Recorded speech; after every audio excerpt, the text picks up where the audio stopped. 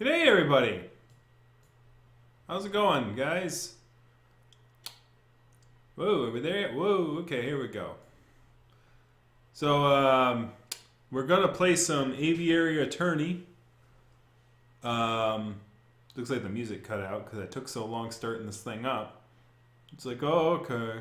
Well, not so slow. So, we have 0 concurrent viewers. So I'm talking to myself. Isn't that great? Anyways,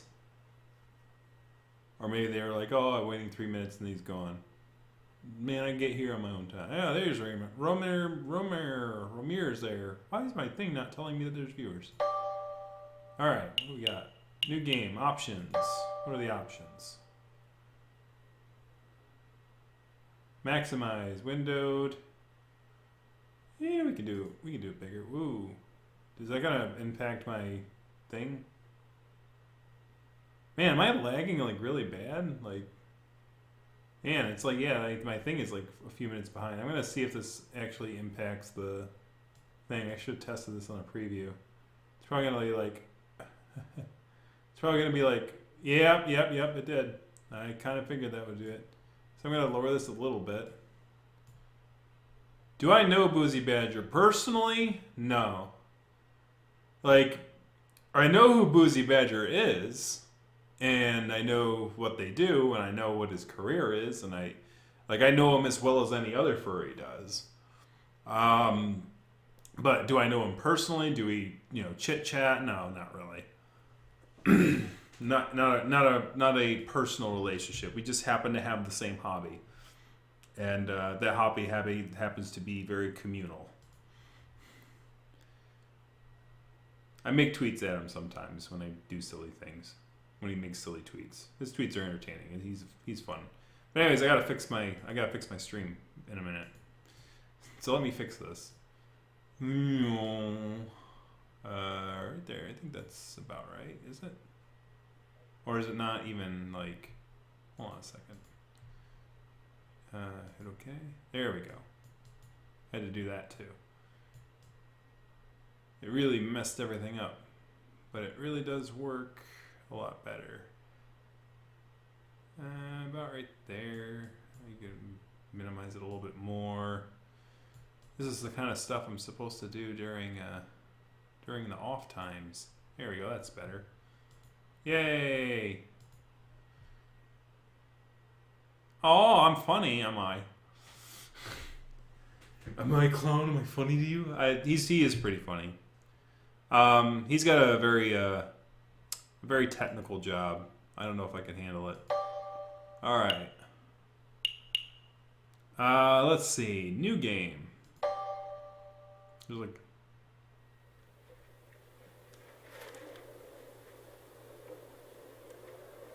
January 1st, 1848. Ooh, 848. Ooh. The Chateau Crenet of Baron Rogier.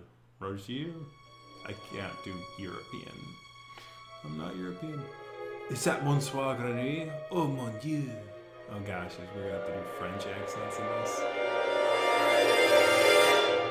Dame Caroline, what have you done? Act 1, a cat with claws.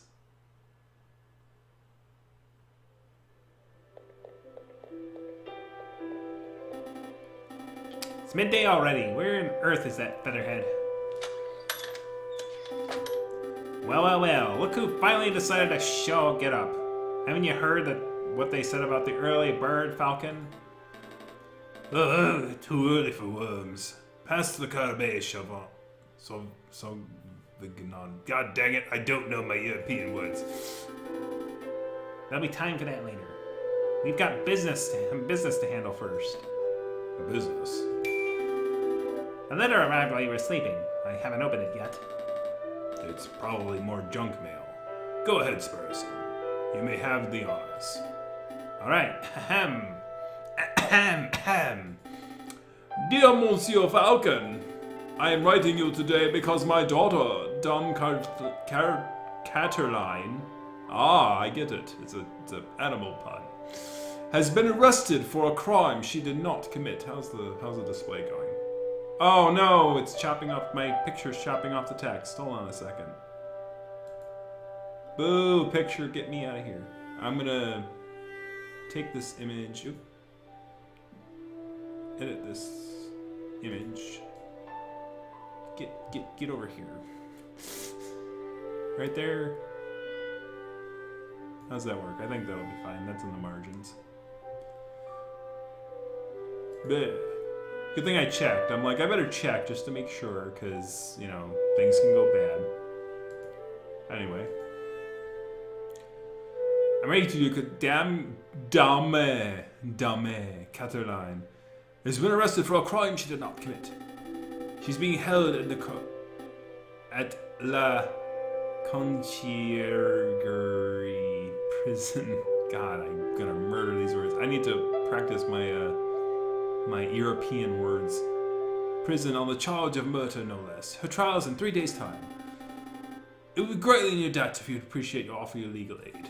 Yours sincerely, Sanguia Pereur Dummy. God dang, man, you are.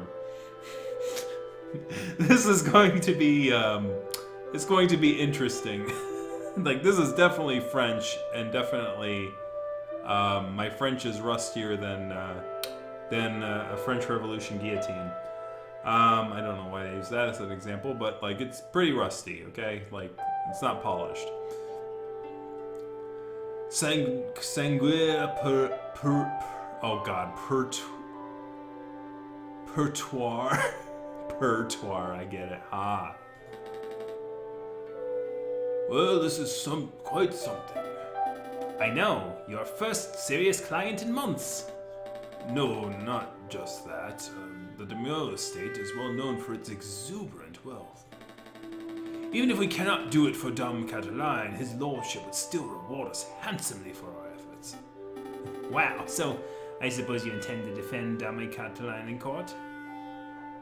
Of course or nope? I guess we get to make a decision here. It's kind of early. I don't work for the wealthy. I work for the downtrodden. So what do you guys think? Yep or no? Is this gonna be one of those video game questions where we answer no and they go, are you sure? No. Oh, okay, then you want to do it? No. But are you sure? Oh, that trope is just bad. Anyways, I gotta wait for the lag here. There's quite a bit of lag. This thing.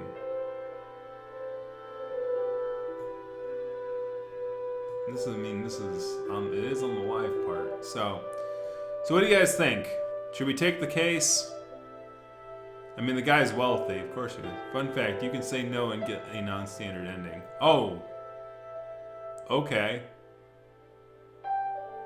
So you've played this before. I don't know if I can let you vote, man. You're dangerous. You know what's coming up ahead.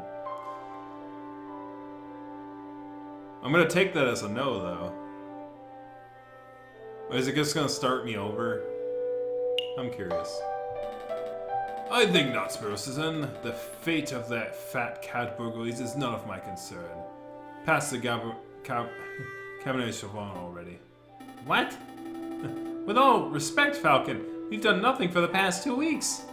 Anything would be better than another day of thumb twiddling. Still.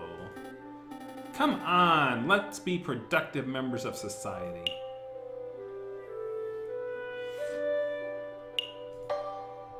No, I've made up my mind. Okay, fine. Can at least pay some cards to pass the time? Now there's a marvelous idea, but what game? We don't have enough players for Taptarak or Sego. I know. There's this game I learned at university called Jacques Noir. Jacques Noir? That sounds dubious. No, it's a real game. Let me tell you how it works. You draw cards from this deck to get as close to 21 without going over. That's blackjack. Call hit if you want another card, and stand if you don't want it anymore. Your aim is to get as close to 21 as possible without going over. Sounds good. Deal me. Seriously, I'm playing blackjack?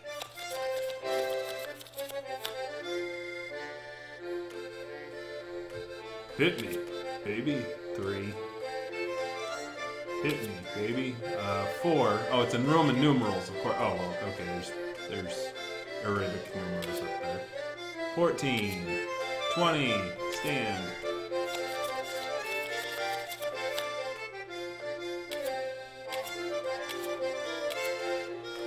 Ha! What do you think? Are you getting the gist of it? Yeah, I think I got it. Yeah, I think I got a handle on it. It's called blackjack, you moron. Alright, how about we make things interesting? How do you feel about a little wager? Sounds good. What do you have in mind? 1 franc per round? 2? No, I was thinking of something else. I'm intrigued. Go on. We play 1 round. If I win, you have to take on Dummy Caroline's case. That sounds quite a hefty wager. What do I get if I win? If you win... I got it. If I win, you must... take a vow of silence, go on a diet, or give me half of your paycheck for this month. Oh, you got... This game's interesting. Like, because I was like, oh, are they going to do, like, the whole, like, no thing? But they're really trying to play this out with, like, trying to get me back on the course of the story. This is going to be a good game. Like, if they're doing this just on the opening,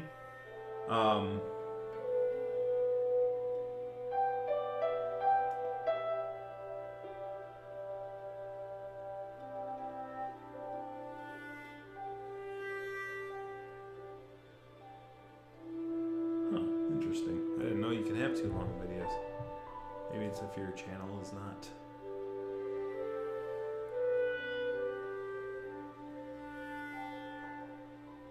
Oh, okay. Interesting. Anyway.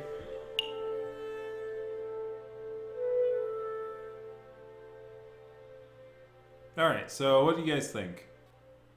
Take a vow of silence, go on a diet, give me half your paycheck for the month.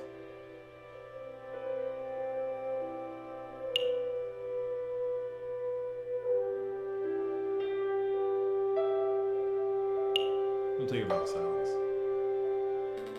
You must take a vow of silence, not a peep out of you for 1 week. A whole week? I don't think I can manage a day. Frankly, I don't think you can manage 5 minutes. But if you manage it, the office would be peaceful for a change. Alright, let's play. Alright, let's go.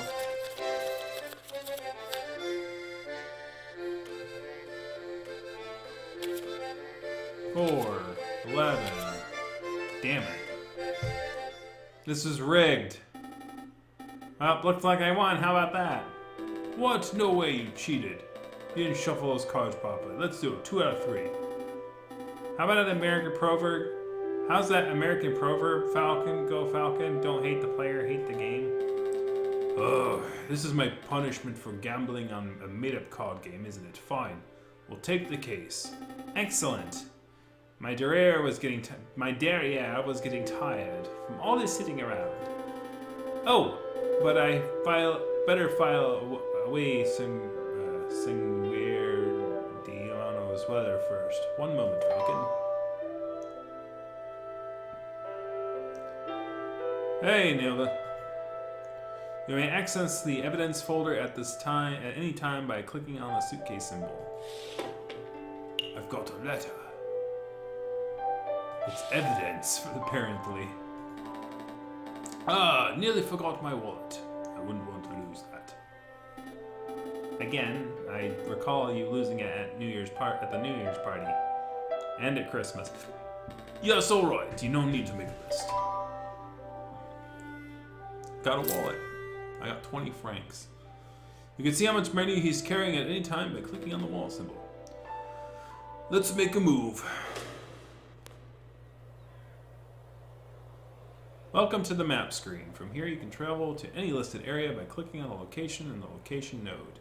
Areas marked with a clock symbol take a whole day to visit. Areas with no symbol can be visited freely. A sign at the door of the Aviary Attorney, no case, no diggings, no junk mail. For centuries, the infamous corrugated printing doesn't hesitate and accused, condemned alike. Falcon, why are we back at your office? We got a case to solve. I was just procrastinating. Well, stop it. We need to get back to helping Dame Cataline. Alright, I'm fine. Let's go. What if I do it again?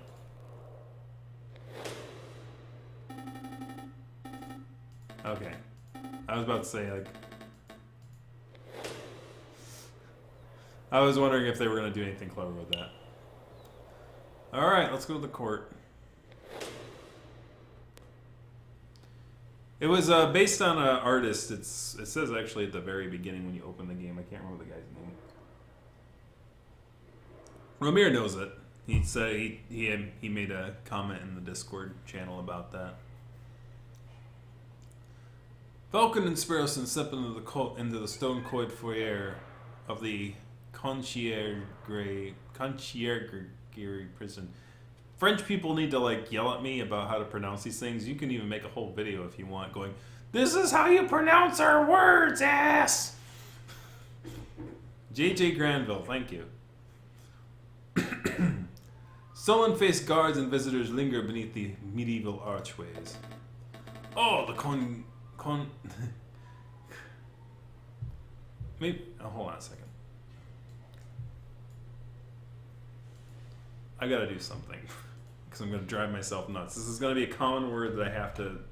No, so hold on. I'm doing some research. Do we have? It's a definition.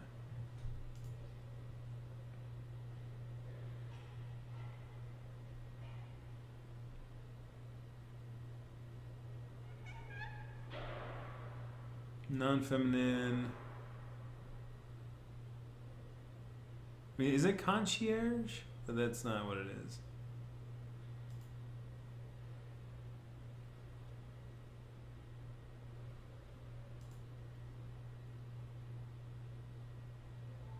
The lodging of an office. The lodging or office of a concierge.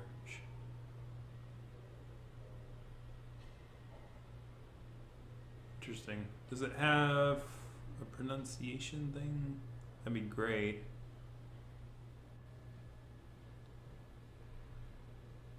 Usually they have like a little sound thingy.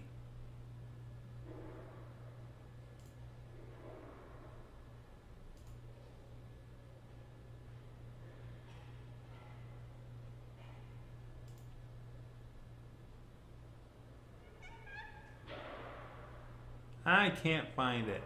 Dang it. Usually they have freaking like little sound thingies that you can do like, hey. But I can't find it for the life of me.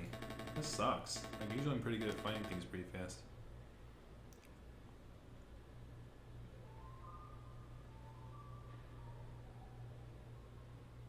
Oh, you got Cottonmouth. I hate Cottonmouth. Tony's got Cottonmouth. The outer walls are impenetrable, the cells are spotless, the guards are well-mannered. What do you want? Oh, good day, monsieur. I'm here to see Dame Cataline de Miao. De Miao. I'm just gonna call her de Miao, because that makes sense. Cataline de Miao. Because it's a cat. I get it. That's fun. I am due to represent her in court. Oh, you're a lawyer, huh? Fine, follow me.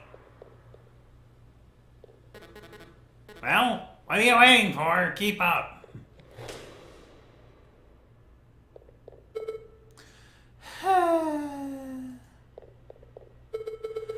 My papa hasn't forgotten about me, has he? Dame Cataline de Miao, I presume. You arrived. The fantastic lawyer, Monsieur Falcon, and his petite assistant, Sparrowson. My lady is knowledgeable. Don't talk to her like that. Don't talk like that, Sparrowson. Sorry? My papa told me that he would only hire the best lawyers in town. I'm flattered.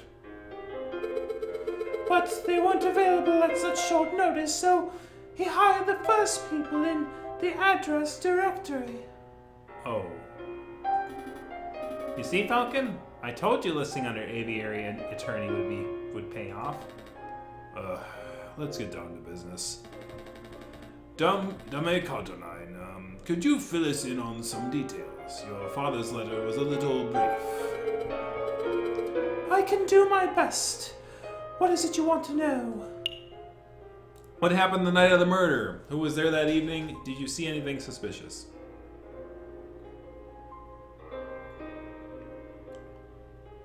Aviary Attorney fans. I get to do voices in this one. I love it. Yes, it's been like forever since I get to do voices. Anyways, what happened the night of the murder? Who was there that evening? Did you see anything suspicious? What do you guys want to ask? I don't know if this is going to be like peppering her with questions and then we're just going to do this anyway, but this game has surprised me with some of its tropes so far, so I don't want to make assumptions.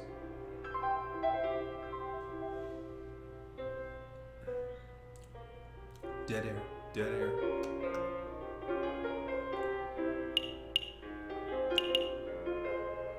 There's a lag, man. In the live chat and all that.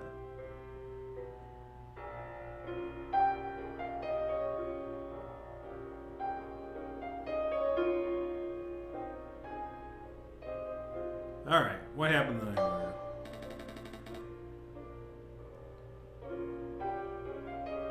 My French accent. I don't have a French accent. I'm not even trying to do a French accent.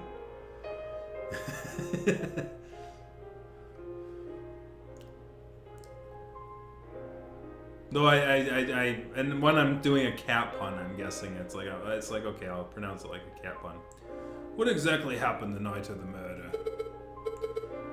Oh, let me think. It was Friday evening. Me and my papa had arrived at Chateau Creniere. I have no idea how to pronounce that. The home of the great Baron Roriel. Yes, that's his name. My papa spent all evening talking about Monsieur Grenouille and the Baron about business stuff. Business stuff? Well, the three of them own a highway company together. So all through dinner, they were talking about company shares and investments, but I didn't really understand most of it. But after dinner, this man with a camera took our photograph. And when I look at it, it makes me laugh. When it my eyes get so red. What the hell is on Joey's head? That was a lot more fun those days. Sorry, what? Man? Sorry, man? What? Man? With a what? Took your what? Camera. It's a very new gadget. A tiny bug sits in the box with a tiny paintbrush and paints your picture very fast.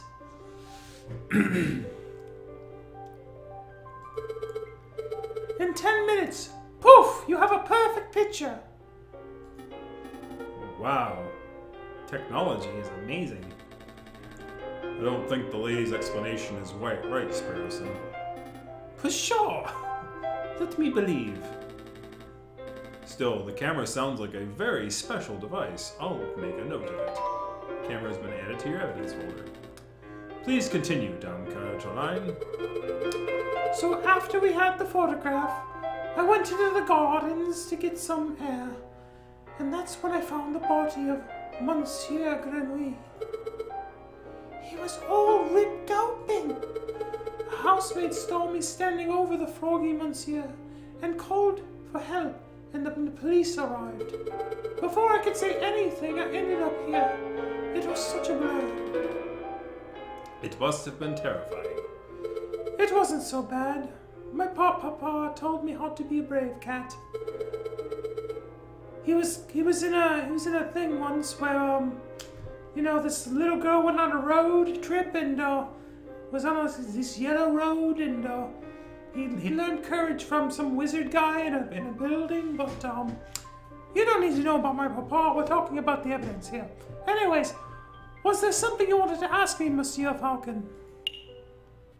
Oh, okay, cool, yeah. Who else was there that evening? Damn, Caroline, who was attending the banquet that evening? Well, there was me and my papa.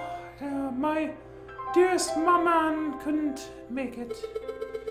And there was Baron Raguil, who hosted the dinner, and his housemaid, Caroline, I think she was called. Of course, that was Monsieur Gunwy. Of course, there was Monsieur Gunwy.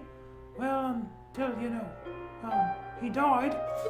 And there was Monsieur Roberto de Robinono, the man with the camera. But he was only there for like a little while. I left out an A. Oh no, what am I gonna do? I think that was all. Was there anything else you wanted to ask? Did you see anything suspicious? Damar Caroline, did you see anything suspicious? Oh, sudden yawn there. I didn't have enough coffee this morning. Anyways, did you see anything suspicious that evening? Suspicious? Like, maybe a guy lurking in the shadows or a bloodied murder weapon. Monsieur Falcon, I do believe you are looking for an easy answer. You got me. I did not see anything, I'm afraid.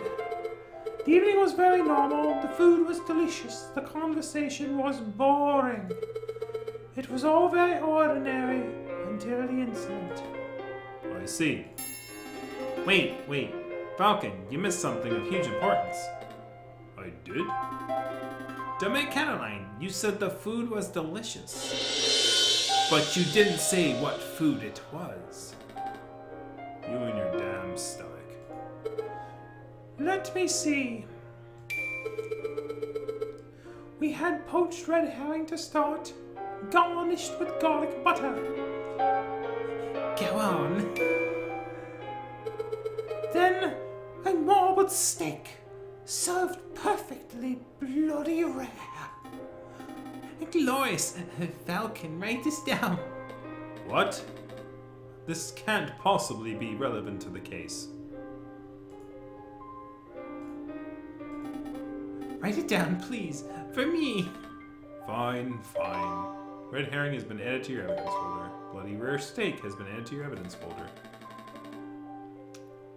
Sparrowson, remind me not to let you talk to the clients on an empty stomach. Come to think of it, I did find it a little strange we weren't given any cutlery. No cutlery? Even for the steak? Nope. You would think that the great Baron Chateau Grenier would have glorious silverware, but there was none to be seen. That's a little peculiar. Was there anything else you wanted to know, Monsieur Falcon? No, I think that will be all. So what's the plan now, Falcon?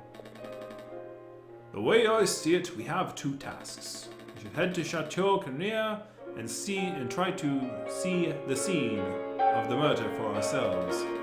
And we should try to track down the supposed photographer, Monsieur Roberto de Robinio. A red herring. Ha! Yeah, the red herring. Is the red herring an actual red herring? Yeah, I don't know. 2 days for the two tasks seems doable. But we should get back and get some rest first. We have a lot of work ahead of us. Wait, Monsieur Falcon, before you go, you do believe my story, don't you? I believe in you, I believe in justice, or ... What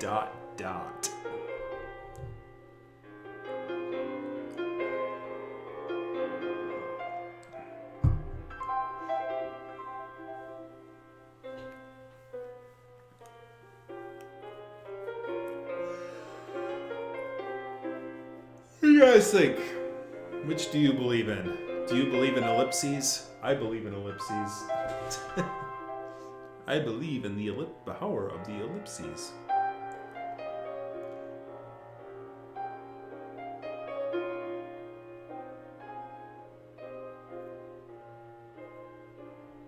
I believe in justice. Ramir says justice.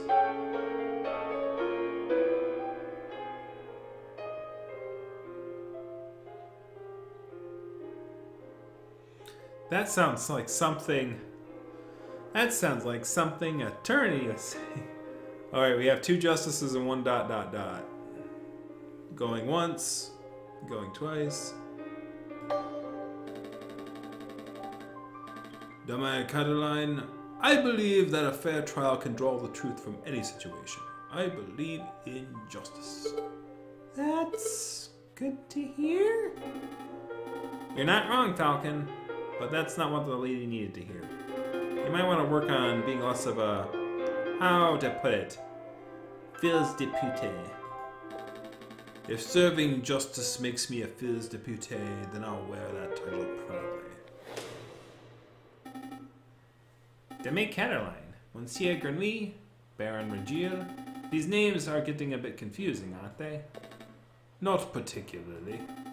Well, it is for me. I'm going to start compiling a Facebook so that we can keep track of who everyone is. Oh my God. Do not do it. Don't do it. Don't start Facebook. Facebook is the devil. Stop this madman before he actually does this.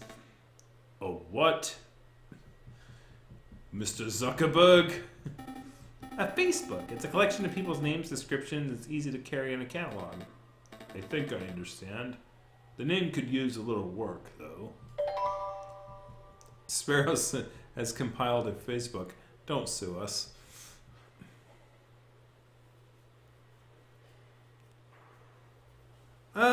We had a little snow here, but not too bad.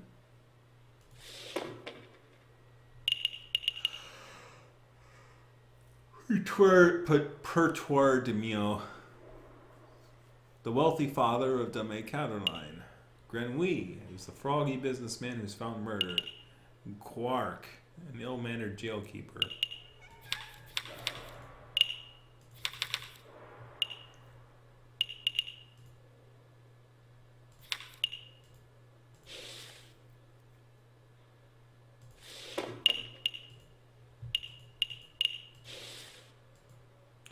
You can access a list of people who have already been met by clicking on the book symbol. Let's make a move.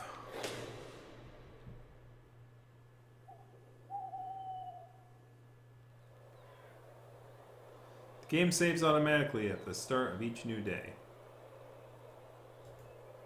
But you can also make a quick save at any time by selecting Save and Quit from the pause menu. You can access the pause menu by clicking on the cog symbol in the upper left corner or by pressing the escape key.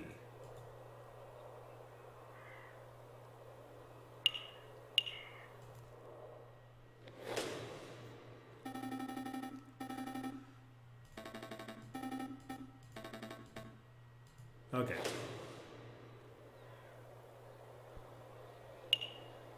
Baron Regil resides in Chateau Garnet, an impressive manor house with a garden, studio. Here lies the home of our upcoming photographer. Let's go to the photographer. Yeah, Twitter does seem more appropriate. Chortle. So this is the studio of the famous photographer. Shall we knock?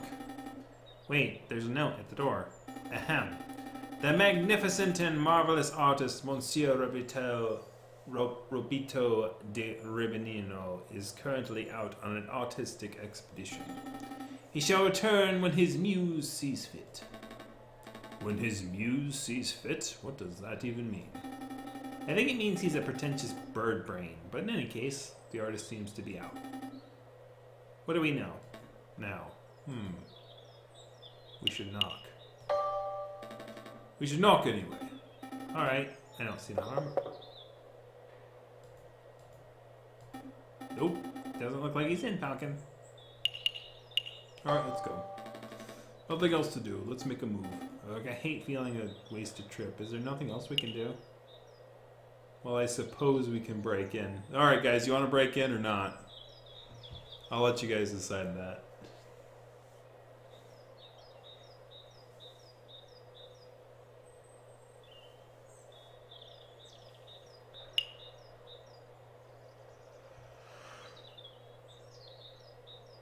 Do we break in or do we not break in?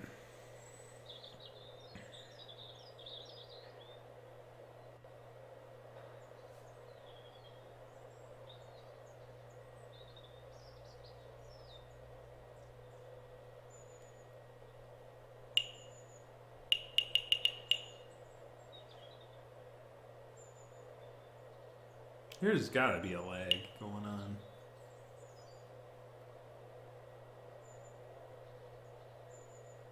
BRB, I don't know if that's an option. Is that what this means? Be right back.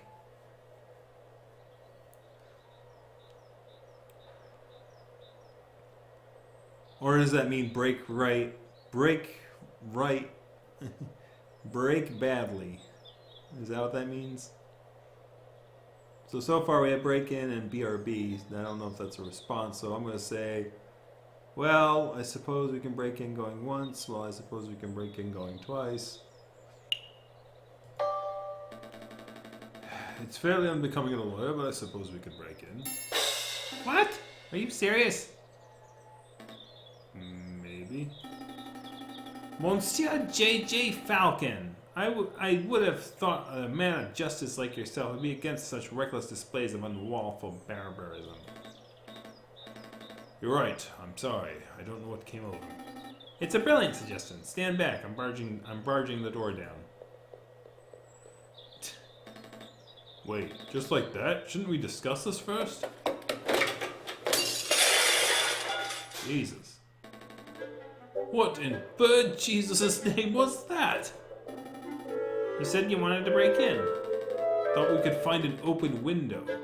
I didn't think you would turn into a bird-sized cannonball. Well, now we're here. We gotta make the most of it. This place is quite something. It's very Swanky? I was going to say ostentatious. That's just swanky talk for swanky. We don't have time for this. The sound of the door being smashed in could be drawing unwanted attention. We should find our way to help out our cause and get out. Let me see if there's a music volume down a little bit. Alright.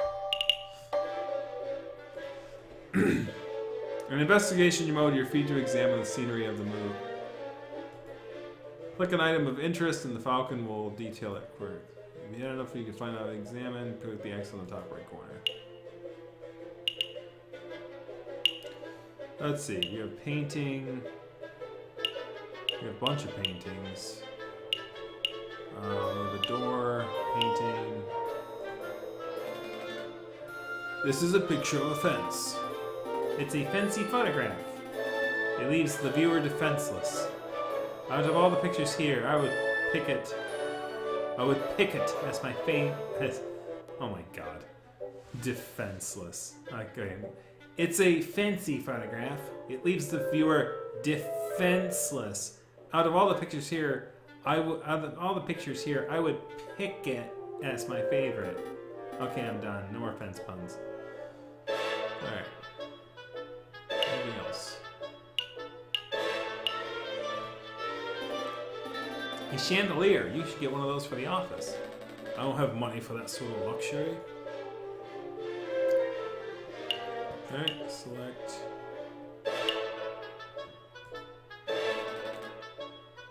I see paints, inks, dyes.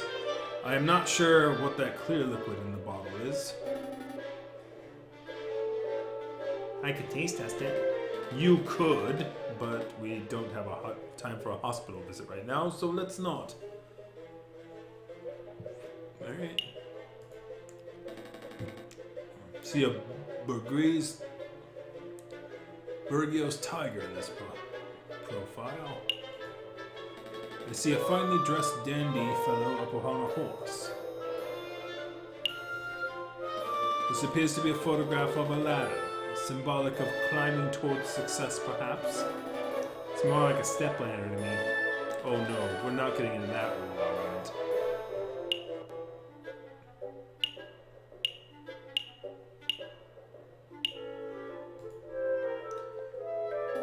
Hey Falcon, look. What? It's just an easel. No, look at what's on the easel.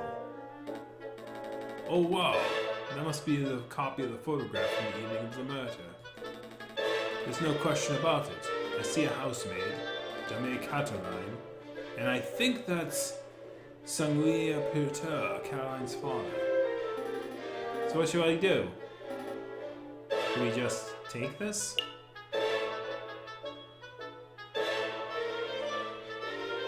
So guys, do we take it or do we leave it?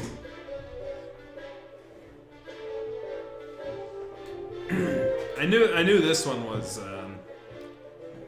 this one is a common one that I remember from yeah, the Hitchcock theme.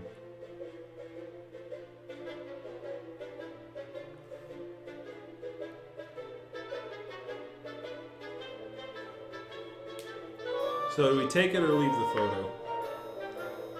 Shrimp Scampi? Hello Fresh. You're learning to cook?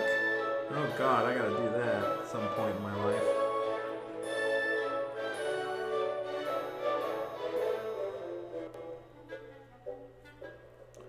Leave it. We have one leave it.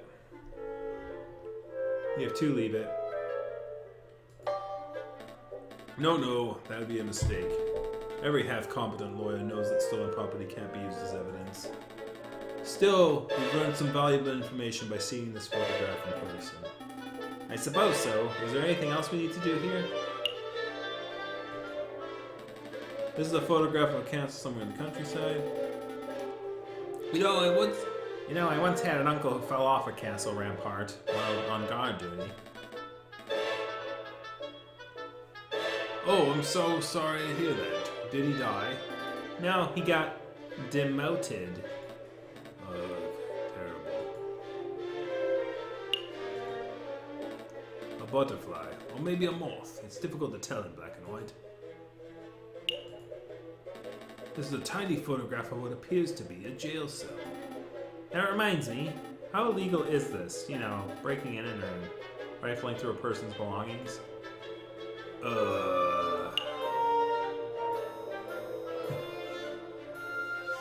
Very illegal. I'm not gonna lie to you, Sparrowson. If we're caught, we'll probably spend like next 20 years with a number instead of a name. I call 24601. Don't be daft, Sparrowson. You can't call prison numbers. Damn, I wanted that one.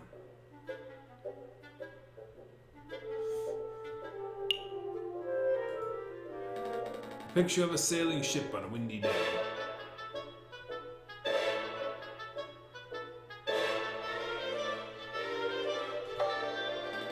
I think we're done snooping. Let's get out of here before we draw further attention to ourselves. Sounds good to me. Oh no. Uh-oh. Oh mon Dieu! What happened to my door? Tell the truth or lie.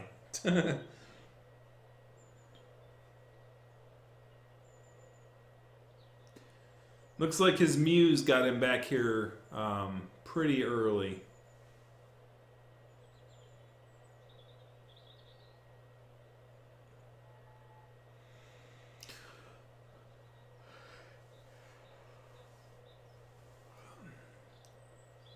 So do we lie about it or do we tell the truth about us breaking into his house?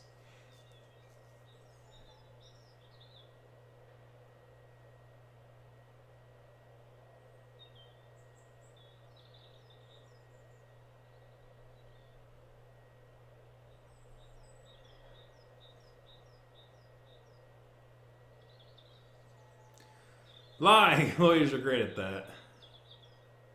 Roll for persuasion. Some kids did it. Little weasel types. We saw them. Yeah, weasels. They were like, let's break into this art guy's house. We were like, no, weasels. You can't do that because that would be illegal. And then they were like, we chased them off, and that's the important thing. Well, thank you, I suppose. Well, let's make a move. Trial day is approaching fast. Right, let's go.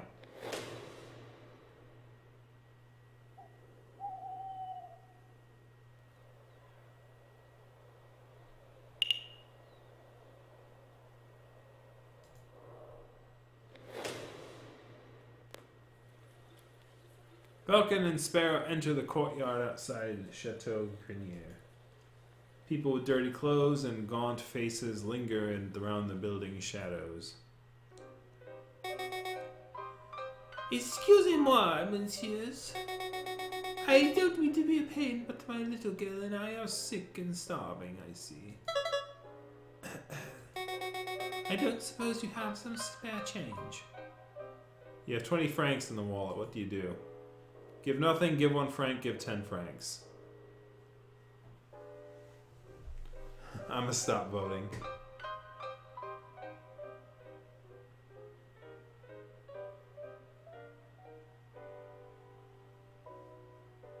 Oh, sorry. I didn't mean to cut your vote off there, buddy.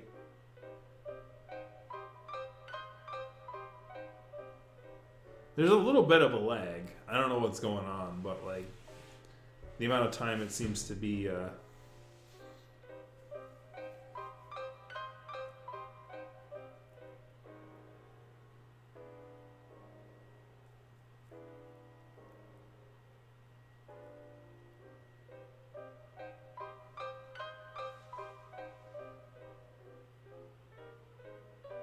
you could spare one. So we have 1. We have a 1, 1, 1. We have a 1, 3. We can't give 3. Oh, you mean 3, yes, and give 10 francs.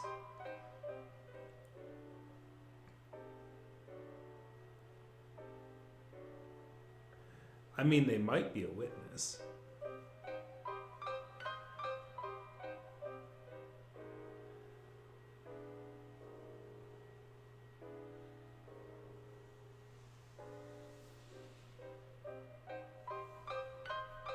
All right, we have 1, 1, and 1, 3. 1, 1, 1, 3, 1, 1, 3, 1, 1, 1, 1, 3, 1, 3, 1, 3, 1, 3, 1, 3, 3, 3, 1, 3, going 1, 1, 1, going once, going twice.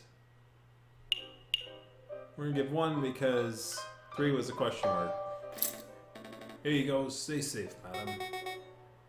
Many thanks to you, messieurs. That was pretty generous of you, Falcon. Times are tough. Making sure a mother and child have something to eat is the least I can do. But what am I doing standing here moralizing? Come on, Sparrowson, we've got business to attend to.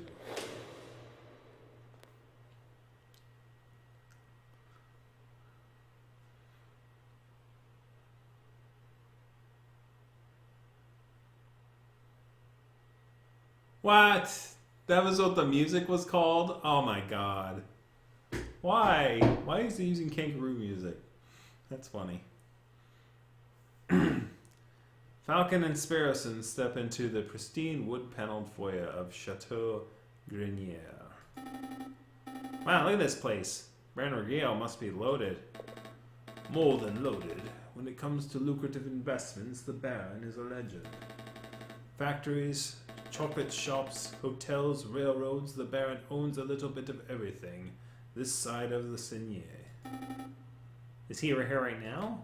Yes, he's the smug-looking chap with the impressive mane.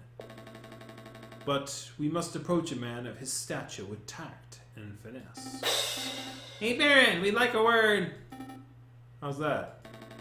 Sparrowson, you have the finesse of an inebriated warthog.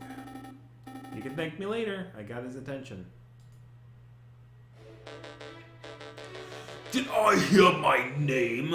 Great Baron Regale, property owner extraordinaire at your service. And who might you fellows be? More investigators? Yes, we're policemen, or no, we're attorneys. I'm gonna be honest here.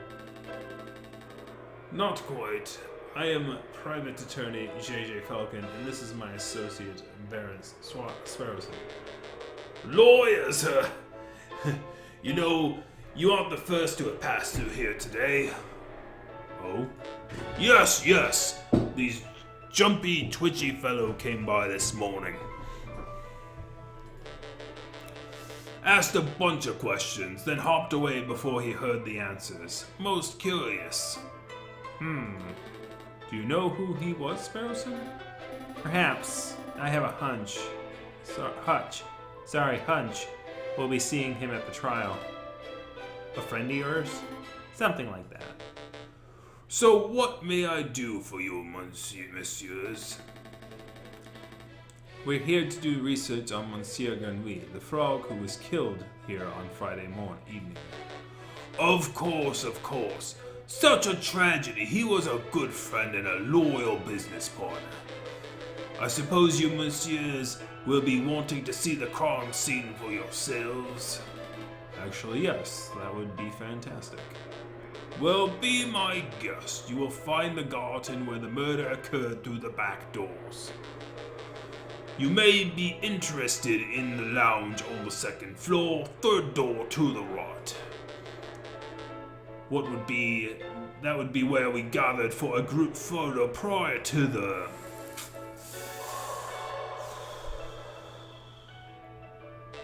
unfortunate incident. Oh, can we see the finished photograph? I am afraid not. It is to my understanding that a photograph must be developed before it can be viewed. It's a slow process. My own copy of the photograph is to be delivered in 3 days' time. That's no good to us. The trial may be over by then. Nonetheless, we appreciate your hospitality. Thank you, Baron. It's no trouble at all. I'll be here to see you out when you're done with your investigations. So where shall we go first? Select a room to investigate. Grenouille is Grenouille.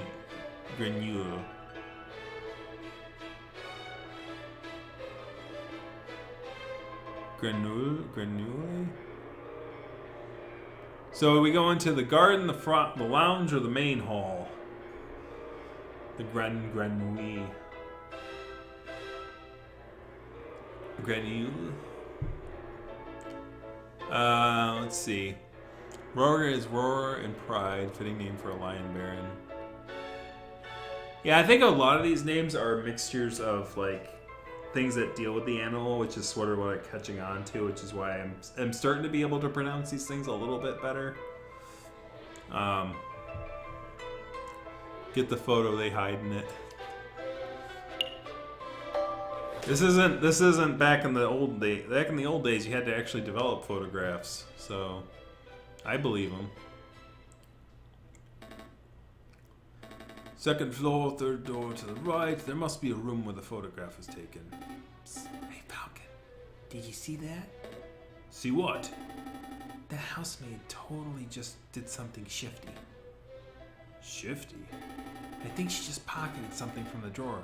You should totally call her out on it. Excuse me, mademoiselle. Ah! Yes. Are you two policemen? No, we're private attorneys. My name's J.J. Falcon. And I'm Sparrowson. Oh, how rude of me. My name is Caroline de Hilt. How can I help you, messieurs, today? We are investigating a murder that took place last week. Do you mind if we ask you a couple of questions? That's fine. Let me grab a chair. That's better. What did you want to ask?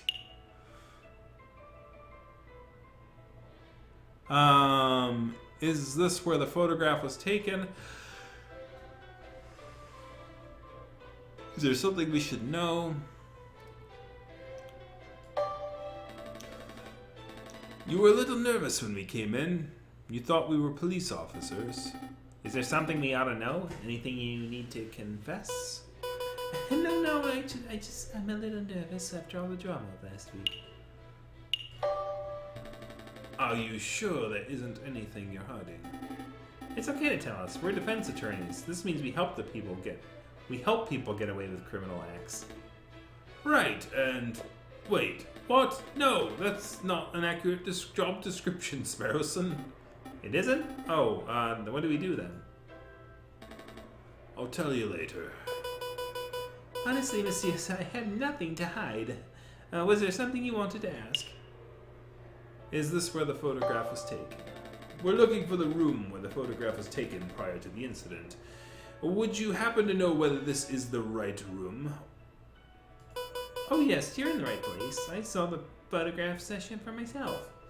Let's see. The camera was me. I was standing just about where you're standing, actually, Mr. Falcon. And where was the camera pointed? Right at the clock above the mantelpiece. The Baron insisted on using that very location. Now that I'm looking at it, there's something isn't right about that clock. I know, the painting on it totally clashes with the decor.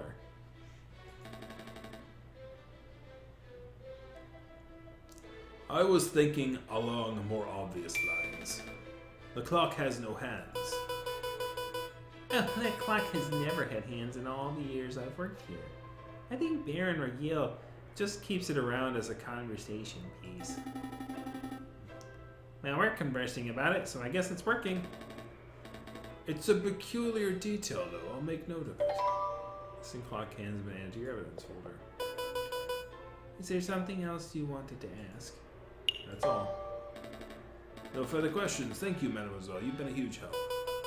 No problem, messieurs. Actually, there is something. I know you two saw me stealing as you came in. I appreciate that you didn't give me the third degree about it. You see, I'm trying to save up to follow my dreams, and well, never mind, I'm rambling. It's no problem, mademoiselle. To be honest, we have a much larger crime to worry about. Although I should probably ask, I don't suppose you've been stealing anything else. Silverware, perhaps? You know about that? I suppose that was me. It started off with a couple of teaspoons. I didn't think the Baron would miss those. But, yeah, well, I suppose I got a habit, got a little away from me. That's one mystery solved, at least. Missing silverware has been added to your evidence folder. She's a kleptomaniac, man. She's a kleptomaniac giraffe. Kleptomaniac giraffe can steal things from the tallest trees. Kleptomaniac giraffe steals all the things with the greatest of ease. I would appreciate it if you didn't tell the Baron. He's been really kind, but I would hate to break his trust. I see. So where next, Big Bird? We'll go to the garden. Dame Cataline said that she found Monsieur Grenouille on those stairs by the fountain, so this must be the very spot where the murder took place. Hey Falcon, do the crime scene investigation thing. The crime scene investigation thing? Yeah, you know, the thing where you get all eagle-eyed and analyze every object in excruciating detail. You mean search for evidence? Yeah, do that. That's not a bad suggestion. It wouldn't be the first time the Parisian police have missed something along that's right under their noses.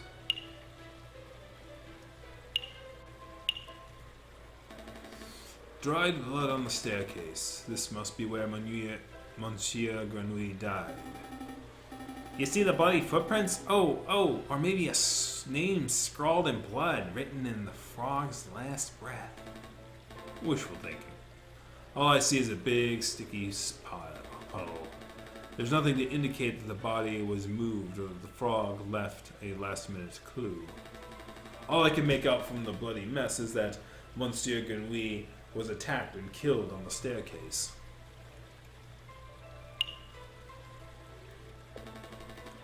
Another beautiful horse another beautifully made horse statue. You know, my uncle had a horse that refused to eat hay. Oh, that's unfortunate. Yep. Eventually we realized it was just filling up on horse hors d'oeuvres. Horse d'oeuvres. Ugh, terrible.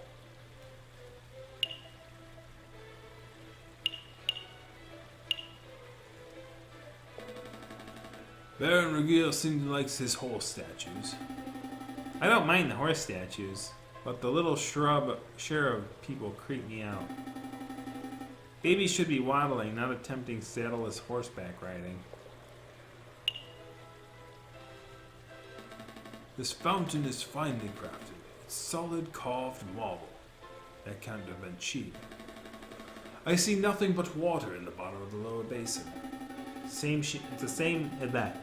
It's a shame we can't see inside the upper basin from here. That would be a perfect place to stash a murder weapon. That's actually not a terrible line of reasoning. We ought to wade in to take a closer look, just to be sure. Yeah, I suppose we could. Oh, I apologize. I wasn't being direct enough. What I meant to say was, Sparrowson, go wade into the fountain and take a closer look inside the upper basin. Me? No way! If you want to go wading, do it yourself. I'm a respectable lawyer. You can't expect me to roll up my trousers and paddle around a fountain like a drunk duck in a lake. I'll just go with it. Yeah, well, you don't pay me enough to justify getting my sweet threads wet. Look, there's only one reasonable way to settle this. We'll flip for it. Flip for it? Yep, I'll flip 1 franc coin. You call the outcome, get it wrong, and you go for a swim. So what'll it be? Heads or tails? Napoleon's face or plant squiggles? Heads or tails? This is not. We always go for tails, right? Maws or paws? Hey, that's an idea, guys. We should make a furry coin, and it has maws on one side and paws on the other. So that way we can say maws or paws whenever we're flipping our coins. We'll go for tails.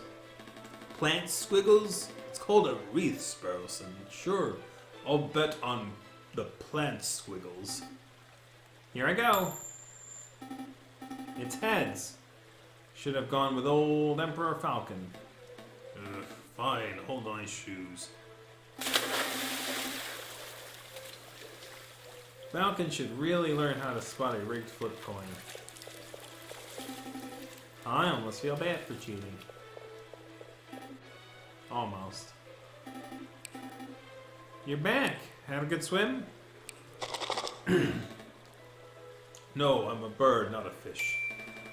But I did find a mysterious item in the upper basin. It's no murder weapon, though. What is it? It's brown and sticky. It smells weird. Don't tell me you picked up a... What cigar butt? Possibly belonged to Baron Regiel? Correct. But that shouldn't be too surprising. It is his house after all. I'll stash it in the evidence folder just in case. Cigar butt has been added to the evidence folder. Is there anything else we needed to do here?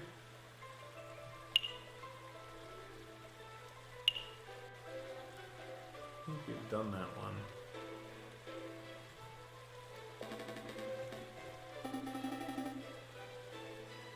What do you say it behooves you to stroke it? It's a fine mane. Almost looks lifelike. No, I would not. I had a glitch there in my head. I thought I was going to say the same thing that you said about this one or something. A horse statue. This one has a goofy face. Yeah? That reminds me of a joke. A horse walks into a bar and the barkeep says, "Why the long face?" Yes. We've all heard that one. What? No, the barkeep says, "You gotta stop coming in here. You're drinking us under the stable." I think it's time to rein in the horse jokes.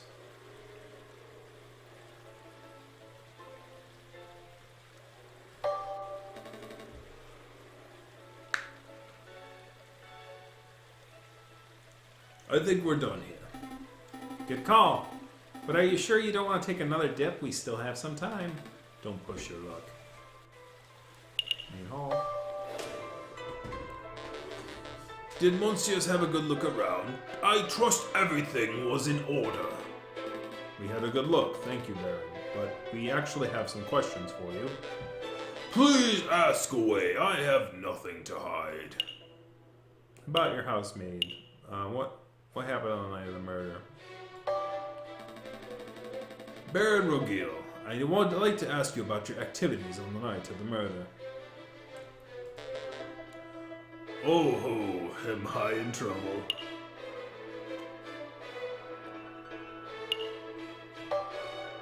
No, nothing like that. We're just gathering the full picture.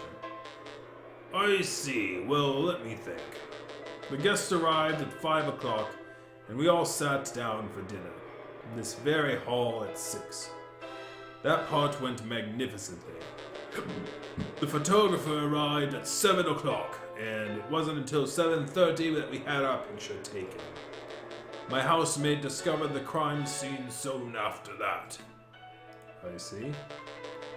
Is there something else I can help you, messieurs, with? Should we talk about the housemate or should we leave? I'll leave that one up to you guys.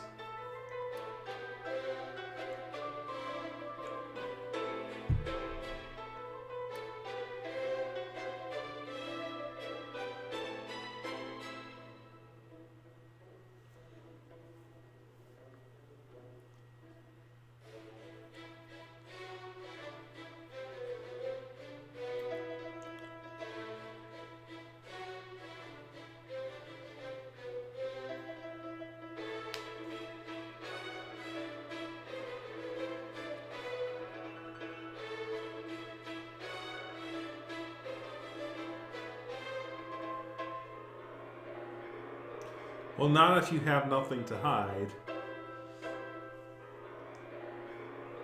Let her follow her dreams. So basically, that's no. I mean, she might have. Here's the thing. Like my logic is I think I would want to leave, and the reason I think I would want to leave is because she might have picked up something very useful, and if like I get her fired or something, she might not be she might not be willing to help me with any like surprise evidence or something like that. Like, she might have gotten something that might be useful. So not doing anything going once, not doing anything going twice.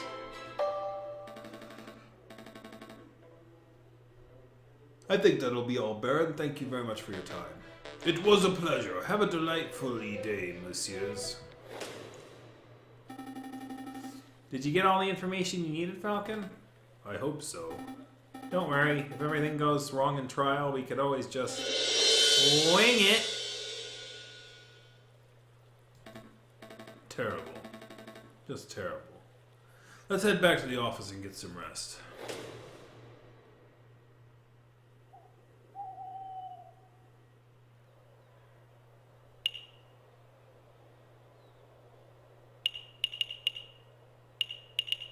So what happens if I go back to places that I previously visited?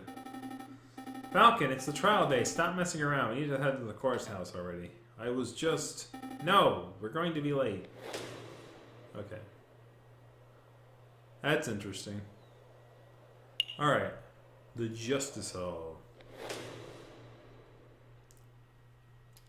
Falcon and Spearson stand inside the marble parcours of Palais de Justice, awaiting the trial of the Tribunal de Grande Instance, or something or other that I can't pronounce for some reason.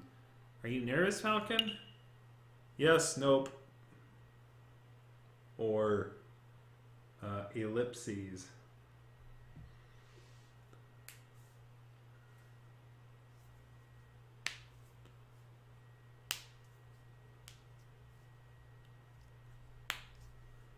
I've got to say, like, I think when the game goes into the gambling mechanics, I think that they basically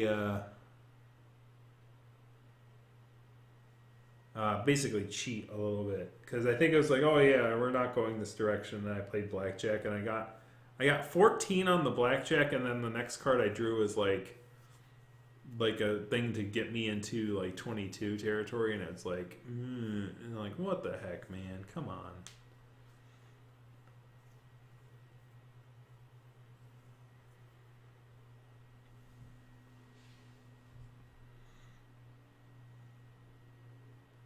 Yeah, dot.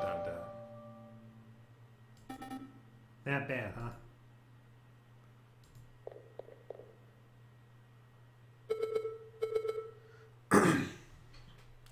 Monsieur Falcon, Petit Sparrowson, is there anything you need me to do? No, we gotta handle on things. Falcon was just telling us how confident he was feeling about the case.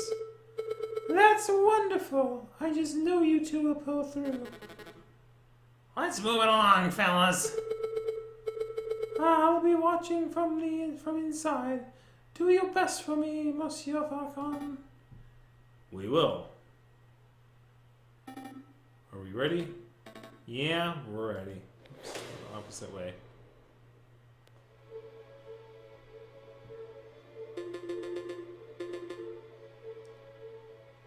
Alright, settle down everyone. Settle down. Is everybody here? Zhejiao Falcon, present. The defense is ready, Your Honor. Oh no, it is a rabbit. I thought it was a rabbit because he said hopped out of there. I'm like, it's a rabbit. Robert Rabington present. The ready is prosecution. The ready is prosecution, Your Honor. Oh darn, that's not it. Oh gosh, where are my notes? Ha, I knew it. Knew what? Rupert and I went to Paris Law School together. He was in all of my classes. Oh, was he smart? No, he's always scored the worst marks in the class. I can only assume that he's been bumbling through the final exams on the luck of 2 rabbits' feet. Unless he's improved considerably, you might already have this trial in the bag. That's good to know, but say, Sparrowson, if Rupert scored the second lowest marks in the class, then who scored the lowest? I choose to exercise my right to not self-incriminate. This is France, not America. You don't plead the fifth. Here it is. The prosecution is ready, Your Honor. All's a joy, all present. All present and accounted for, Your Honor. Hey Falcon, I thought there were only 6 members of the jury for cases like this. Why do I count 8? Oh, the 2 birds with the funny hats are assessors, not the assistant judges. Everything should be in order, so let's begin. The court is now in session for the trial of Dame Cataline Damier. Prosecution, please call your first witness to the stand. Oh gosh, are we there already? Okay, I choose to call the officer in charge of the murder investigation, Inspector Vautier, to the witness stand. Inspector Vautier, please approach the stand and recite the oath. As your will, Your Honor, I swear to speak without hatred and without fear, to tell the whole truth and nothing but the truth. Monsieur, no, Inspector, please state your name and occupation for the record. My name is Inspector Justice Vautier. I am a servant of the law, a scourge to the gutter rats that plague the city. I have enforced the law for 20 years, and I shall continue until I bring the infamous Verdian killer to justice.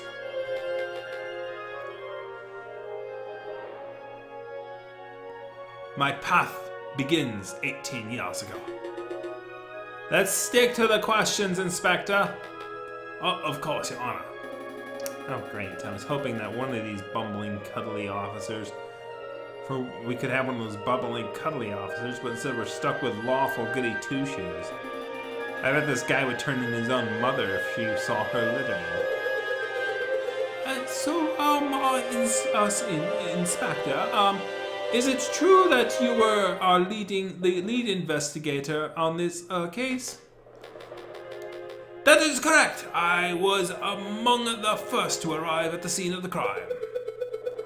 Then perhaps you can walk us through what you witnessed upon your arrival. Absolutely.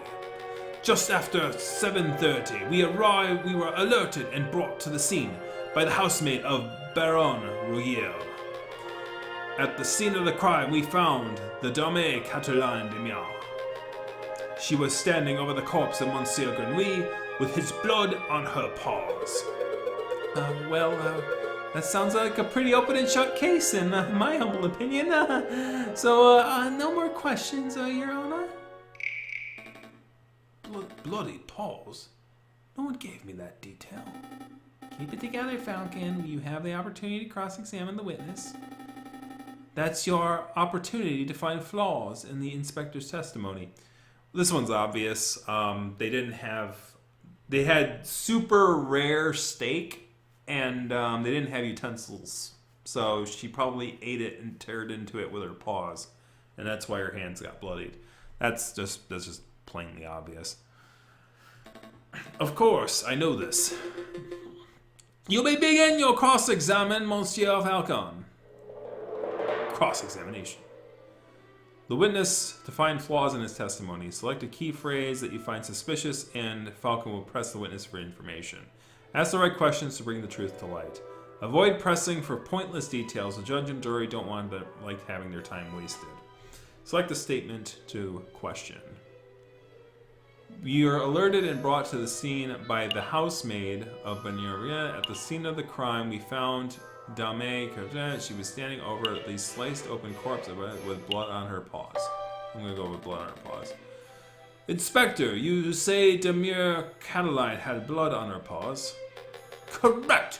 Blood clung to her fur like guilt to a convict. Whose blood was it? How much blood was there? Whose blood was it? Whose blood was it? Ha! What a question! If it was Monsieur Grenouille's, of course. How can you be sure? I object. This line of questioning is absurd.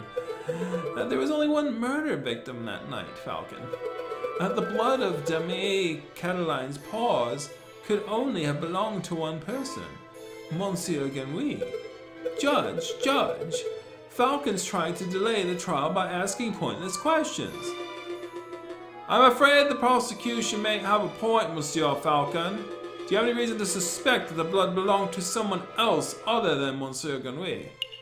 I do, Your Honor.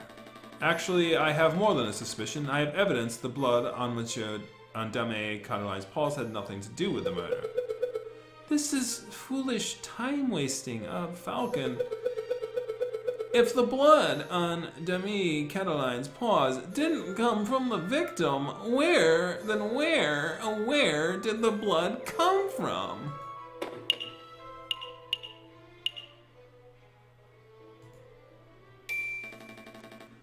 On the evening of the murder, Dame Cataline ate a bloody rare steak. Is this true, Monsieur Gableton? In a manner of speaking, I suppose the steak may have been on the menu. Then, Inspector, would you acknowledge the possibility that the blood on the lady's paws did not belong to the victim, but to the steak? Well... Wait. No, don't answer that, Inspector. It's a possibility. No. He gained a little favor with the jury. So, Inspector Valtier, is it possible that you could have arrested an innocent bystander for simply being a messy eater?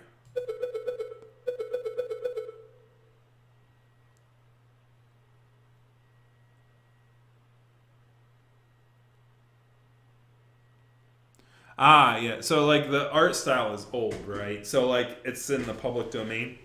Same with, like, the classical music. So, I think that's sort of what they were doing with that. Now, hold on just 1 minute, Falcon. You're overlooking something quite critical. Dame Catterline is an elegant Bourgeois kitten. She was no doubt brought up with the flawless etiquette and perfect table manners.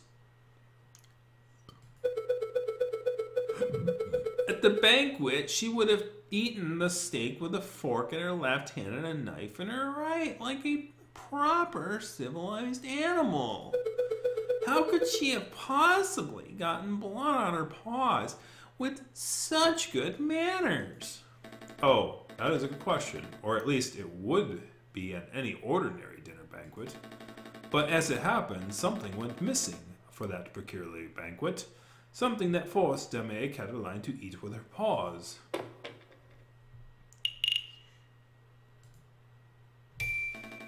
Dame Catterline was forced to eat the steak with her paws because the silverware of the household was previously stolen. Stolen? I don't recall any mention of that in the police report. We weren't aware of anything missing from Rogueil's residence when we performed the initial investigation. But as it happened, Baron Gregil approached us about this very subject last night. Ah.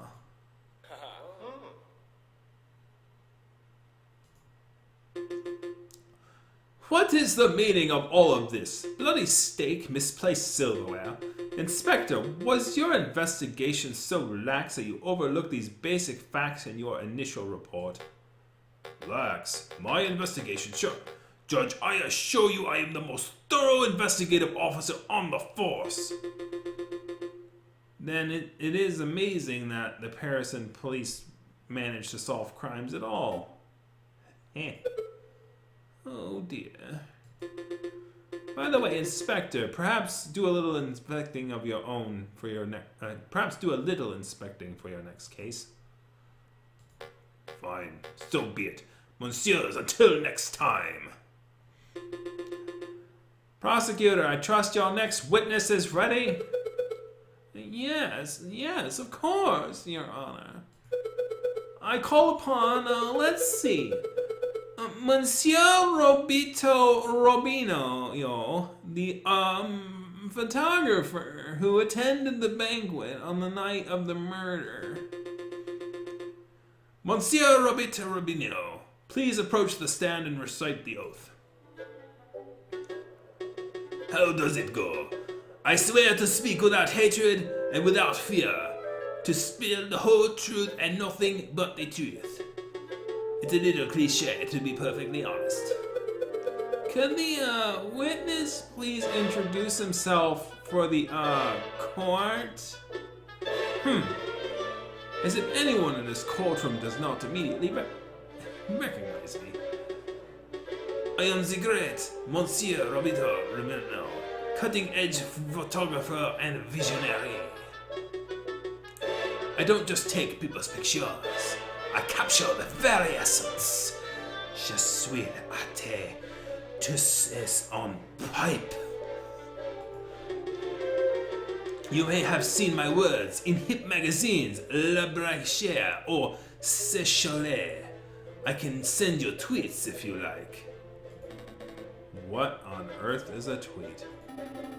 Bird-to-bird communication. Come on, Falcon. It's the 19th century. Get with the times already. Yes. Your work is very impressive, Monsieur Robinho. Let's get down to business. Could you tell us your activities were on the night of the murder? Very well. I was hired by Baron Rogueil to capture the evening's events. I arrived at 7 in the evening. I pointed my camera and captured the beauty of the banquet in one fantastic photograph. Then I billed Baron Rogueil and left. Like a true artist. And with regards to the photograph itself, who did you photograph? I thought you might ask. I brought a copy so that you could all see it for yourselves. Oh, very good. Let's take a closer look. My word, this is an exquisite picture, isn't it? So let's see. Who do we have here? In the middle we see Baron Regil, the lion, who hosted the event. On the left we see Senguia Pertia de Miel, the father of the defendant Dame Cataline. And finally, we see the housemaid, Colleen de Holt, who I suspect may have snuck into the picture uninvited. As you can see, two people are clearly absent from the photograph. The first is the victim, Monsieur Granouille. The second is the defendant, Dame Cataline de Miel. Quite suspicious, wouldn't you agree? Just a moment, Monsieur Revington. This proves nothing. The defendant and the victim were not photographed with each other. This does not mean that they were in the garden together at that point. Hold your horses, Falcon. I am not done yet. The prosecution may continue. Behind the photograph subjects, we see a wall clock with the time at 7:30. Oh wow, this is like beginner stuff. Like this is like introducing you to the game, I guess. Because it's like she said, the clock always has the clock hands missing. Unless she stole them.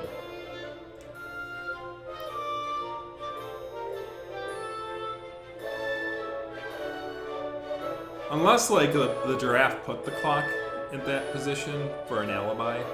Something like that. Anyways. Now, why is that time significant? Well, as Inspector Voltaire told us earlier, that was the exact time the murder took place. Usually they don't know the exact time a murder took place either. Do you see, Falcon? Every suspect has an alibi at the time of the murder, save for the Dame Cataline herself. Falcon, something's fishy.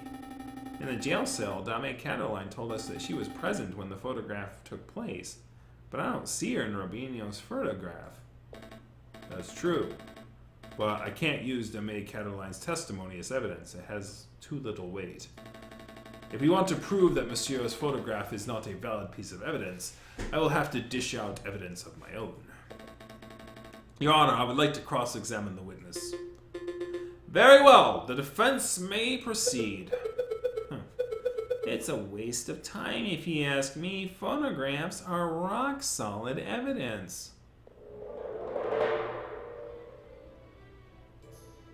I arrived at 7 p.m. I set up my camera and captured the beauty of the evening's events in one spectacular photograph. I billed Baron Regil and left. I think we're going to talk about the photograph. Let's look at this photograph. Every time I do it makes me laugh. Gosh dang it. Look at this photograph.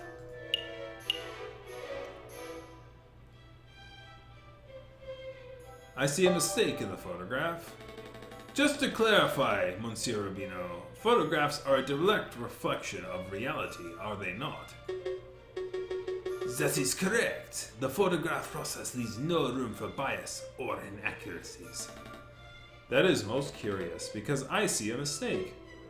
A mistake? Impossible! I told you, Monsieur, the camera is a perfect, unbiased device. The photographs it produces are flawless.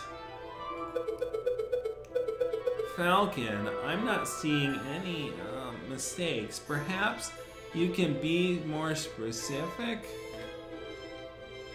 The developers will joke with the wine bottles once they realize it featured a whole series of Granville characters. Come and get your sophisticated camera fill. Oh god, that's funny. Certainly. Click on an area that contains the mistake.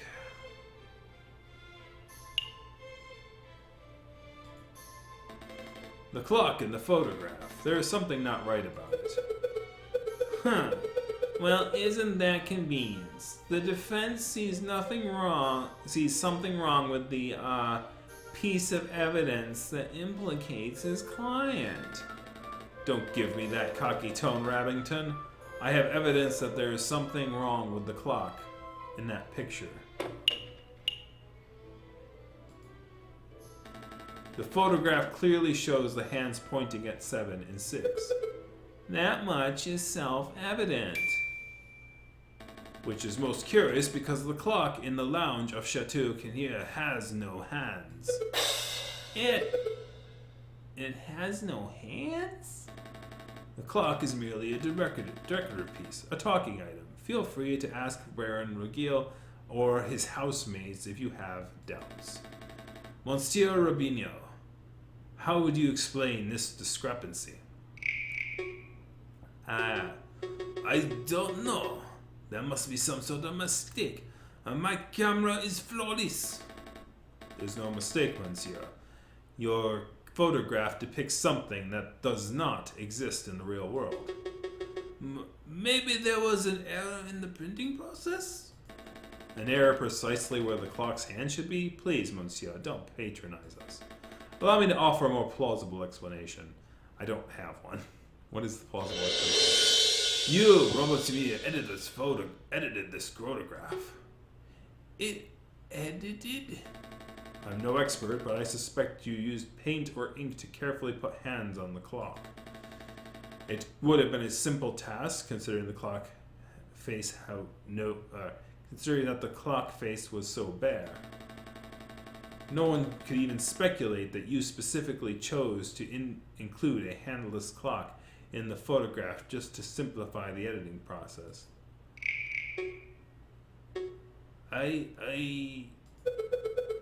Falcon, your reasoning is absurd. Why would the witness do such a thing?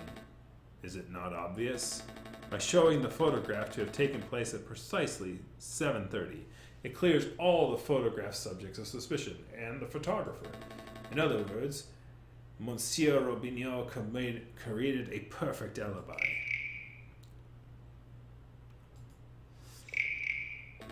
Of course, this raises further questions. Who is the witness protecting?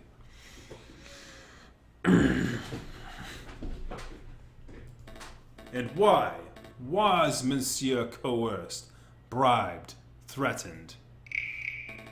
Enough silence. Let's hear some answers, Monsieur Robinho. Fine, you got me. I am guilty. I did it all. You did it? You're confessing to the murder of Monsieur Grenouille?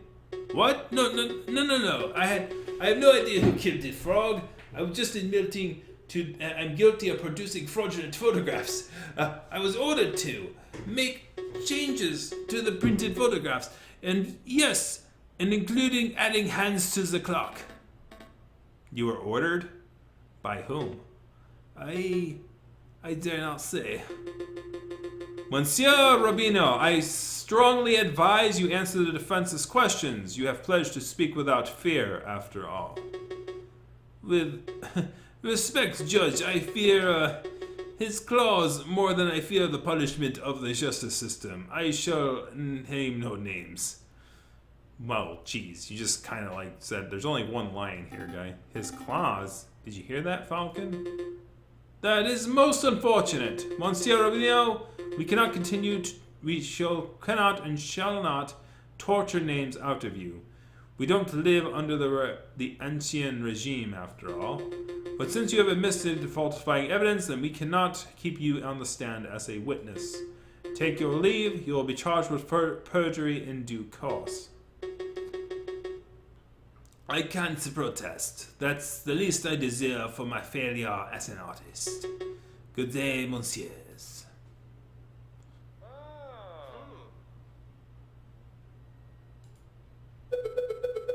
So, the clock's hands were painted on. So what? It doesn't matter.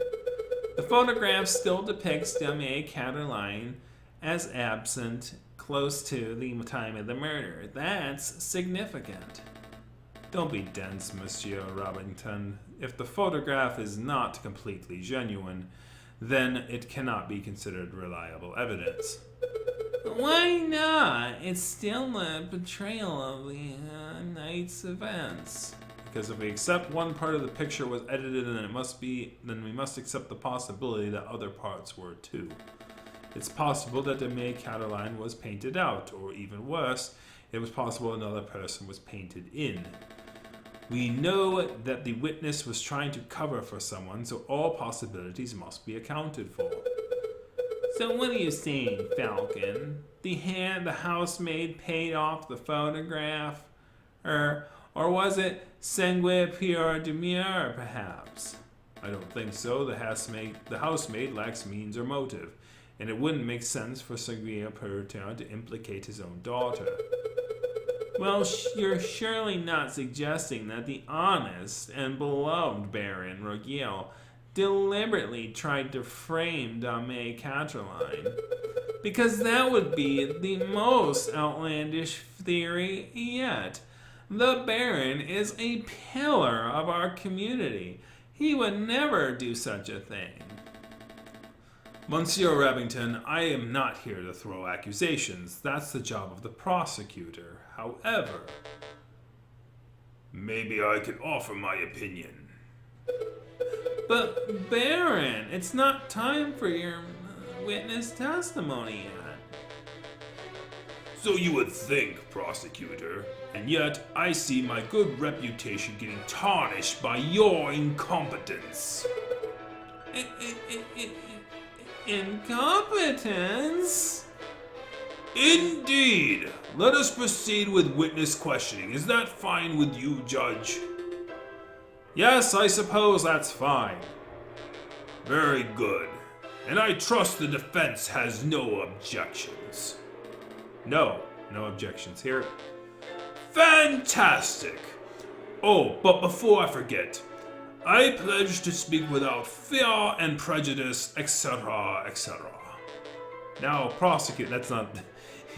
Just because you're a rich baron doesn't mean you get to swear in with etc., etc., man. Come on now. Now, prosecutor, ask me what I witnessed over the course of the evening. Okay, Baron Rogiel. On the night of the initial dinner went magnificently. When the photographer arrived, Monsieur Grenouille left to visit the garden. Dame Cataline followed behind him moments later. Sangue Purata, Monsieur Robinho, and myself were engaged in conversation, so we paid her no mind. After the photographer had left, my housemaid left to go find Monsieur Grenouille and Domaine Cataline. That would be when I heard her cry for help. Thank you, Baron. I think we all know the story from here. I would like to cross-examine the witness. Do you doubt my integrity, Garçon? I'm just here to uncover the truth, Baron. Very well then, hit me with your best shot. Let us establish with absolute certainty that I, Baron Rogiel, am an honest man. The defense may proceed with the cross-examination. You're supposed to mess with Wall Street, not the system. I don't know, man. This guy seems like a hedge fund manager to me.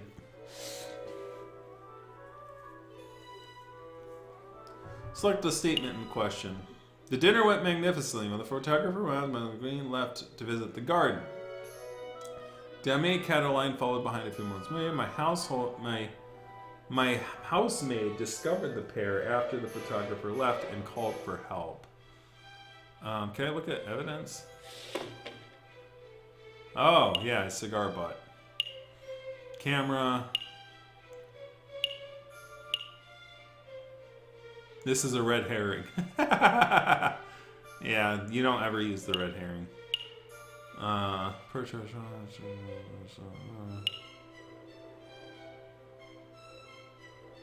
So I think I would want to talk about the garden.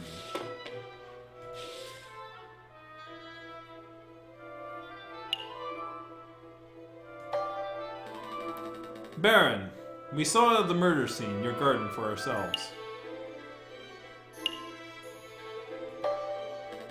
Baron Regil, when was the last time you ventured into your own garden? As it so happens, I have quite serious allergies. I haven't been in my own garden for years. Years, you say? Indeed. Baron, I do not wish to call you a liar, but that claim does not hold up to scrutiny.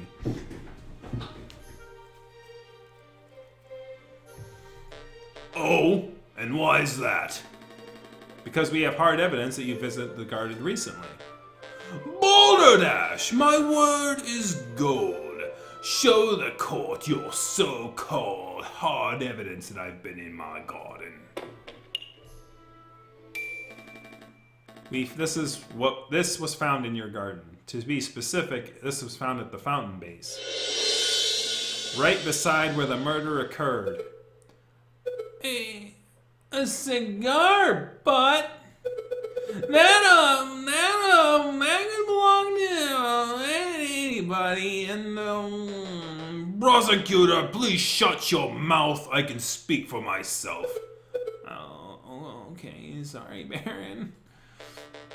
That indeed is the remnants of one of my cigars, but I must apologize, Monsieur Falcon, for I misunderstood your initial question. You see, prior to the banquet, I hadn't visited my own garden in years. But naturally, after hearing the housemaids cry for help on the evening, I rushed outside, and was shocked and disgusted by what I saw. That must have been when I dropped my half-smoked cigar in the fountain basement. You see, Falcon, it's a perfectly reasonable explanation. I would find that believable if the cigar was casually discarded. But as it happens, the cigar butt was found in the fountain's upper basin, a location that could only be accessed with great inconvenience. And a little paddling. The cigar butt was not dropped, it was deliberately hidden. There are any number of possible explanations. Are there? Because I can only think of one. That it was you, Robert Baron Regil, desperately hid your cigar butt to disguise your illicit activities. Did I now? And what illicit activities would those be? You want me to spell it out? Fine. Let's put everything on the table. You, Baron Regil, murdered Monsieur Grenouille. That is what you were trying to keep hidden. Directly accusing me of murder. How shamelessly brazen. That is ludicrous. That is a ludicrous accusation, Falcon. The Baron is an upstanding citizen of the highest order. Your allegation is baseless. You have no evidence, no means, motive, or opportunity. No evidence? Then Carter, Monsieur Revington. Every piece of evidence points to Baron Regil as the prime suspect. You want the means? The Baron certainly had the means. His lion's claws are sharp as a surgeon's blade. Gutting a frog belly would be trivial to him. Even Monsieur Robinho confessed just moments ago that he feared his claws. Ridiculous! I would never threaten a man with violence. You want a motive? The Baron had at least 10,000 francs worth of motive. By removing a business partner, the Baron's share of his high railway company increased from 1/3 to 1/2. This is preposterous! And finally, the Baron had an opportunity. No, he crafted the perfect opportunity. He arranged a small banquet with a very select number of guests. He was aware of the missing silverware, and yet he served steak, a food item that necessitates good cutlery. Why? To bloody the hands of his guests, of course.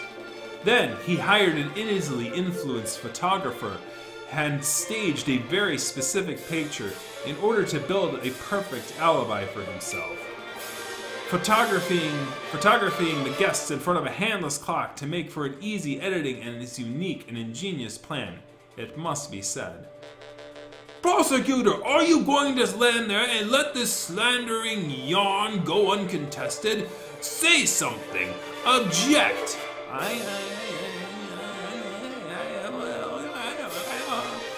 Oh, you're pitifully useless. After executing the murder, the Baron found himself still holding a single piece of incriminating evidence, his finished cigar. He knew that leaving it at the crime scene would raise suspicions, but he didn't have time to properly dispose it. So out of desperation, he threw it into the fountain, out of the sight of his guests and any snooping police. I imagine the Baron was hoping to implicate Seigneur Perdier de Miao, since that would ensure a total control over his railway company. Alas, Dame Cataline was the first to happen upon the crime scene, so the Baron improvised. This is an outrage. Judge, I demand that you disbar this ranting lunatic. No, there's only one outrage here. That is, that a man like yourself is able to abuse his wealth and status to frame an innocent girl for murder. You are a what the hell is that word? You're a broguier of the worst kind. How dare you, garçon! The utter nerve of a lying scumbag of a lawyer to accuse a philanthropist like myself of something so heinous. I'm nothing like the fat cat Bourgeois. I'm a respectable, hard-working capitalist. Wait, was that canned laughter from the audience? Shut up, audience! Hard-working capitalist!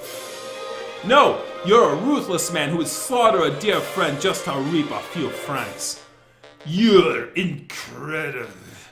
You incredulous whelp. I ought to gut you right here now like that damned frog.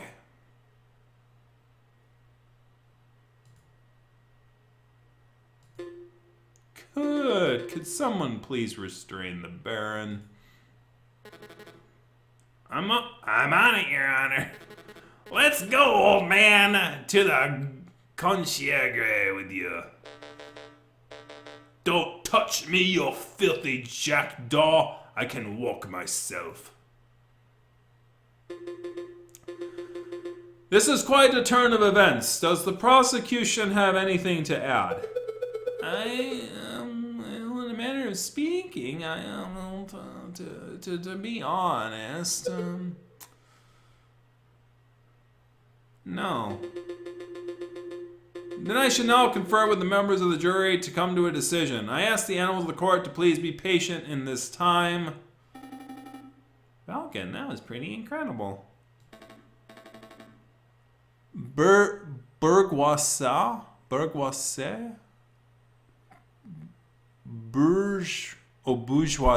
Bourgeoisie. Got it. It's like, damn it, I'm on a roll here. And then it's like I stumble on the word. And it's like, damn it. I was in a flow. And then it's like, no. Foreign word, I don't know. Thank you, I just hope it was enough. What do you mean? You proved Cataline's innocence. We'll get a not guilty verdict for sure. Sparrowson, I think you misunderstood something important about the justice system. What's that? I haven't proved anything. As lawyers, we cannot deal in proofs. It's just not possible. All you can do is organize the evidence and convincingly explain what it suggests. I haven't proved Dame Cataline's innocence. All I've done is demonstrate that there is a significant possibility that she's not guilty. I'm not sure I understand the difference.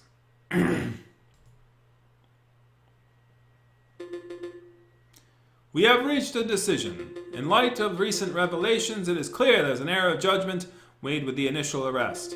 On that note, we unanimously find the defendant, Dame Cataline de Miao, to be not guilty.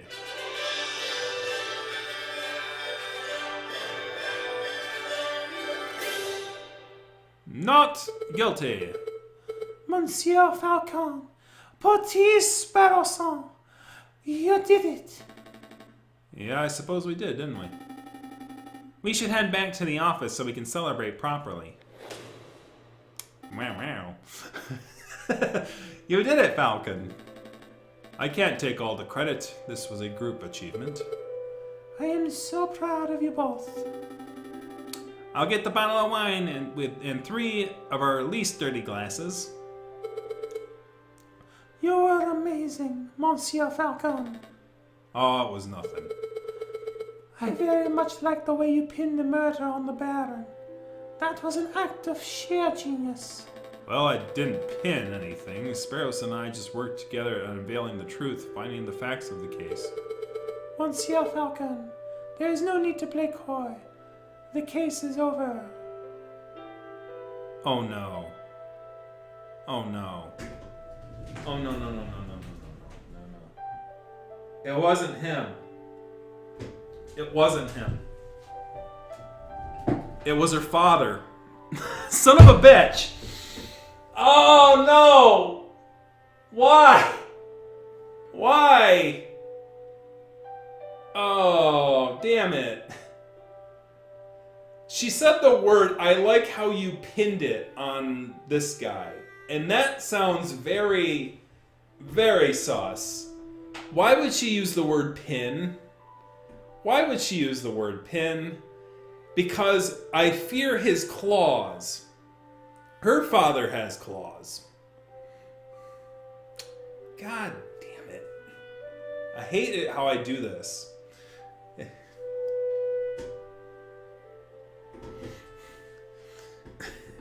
And he owns 1/3 of the company. When I was giving my little, like, here's the motive, I made it, I said, if he could pin it, he probably wanted to pin it on her father, because if he had pinned it on her father, then he would have owned the whole company. So he has motive, because if he pinned it on the other guy, then he would also have basically that. So, like, they have the same motive factors, they have the same things. He never said which clause he was afraid of. Oh God, why? Anyways. Monsieur Falcon, there's no need to play coy. The case is over. Play coy? Don't tell me you're actually being sincere. I'm completely lost. Oh wow. I thought the goody-goody thing was an act, but you don't know.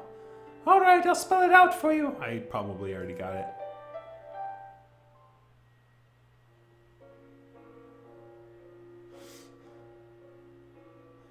I murdered Monsieur Ganouille. Oh, she did?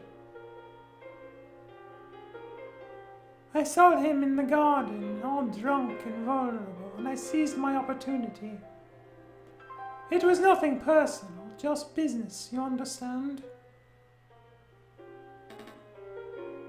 Business? To increase my papa's share in the train company, of course. My papa always said that the drunk old frog was the weakest link. Your confession doesn't make any sense at all. I found Baron Brigil's cigar butt hidden in the garden. Oh, I put that there. I expected the police to find it, but I suppose that was putting too much faith in the brains of Paris's finest.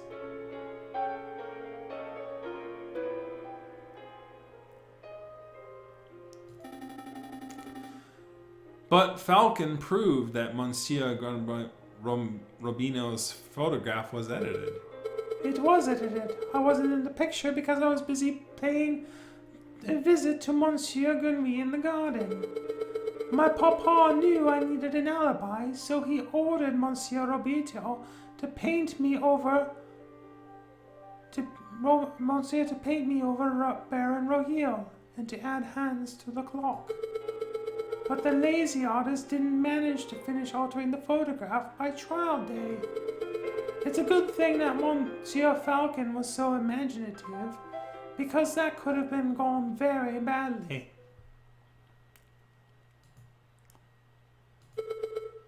What's with the silence? You both should be proud. There aren't many lawyers in the whole of France who could have won a case like this.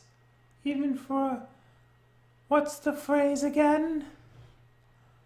Bourgeoisie kitty like me?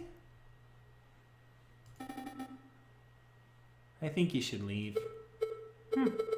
Fine. So much for celebrations.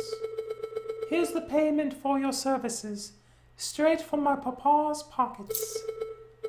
Well, adieu, Monsieur Falcon. Adieu, petit Sparrowson.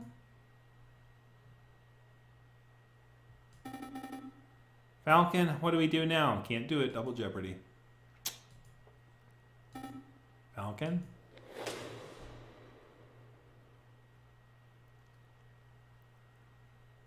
Your game has been saved. Do you wish to continue? Sure. January 7th, 1848. The Palais du Roi. De Louvre. God, that's a famous artifact. Every French person in the world's gonna frickin' slap me.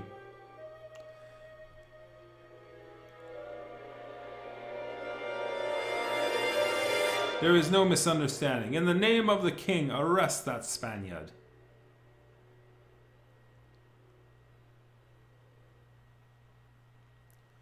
A fox among wolves.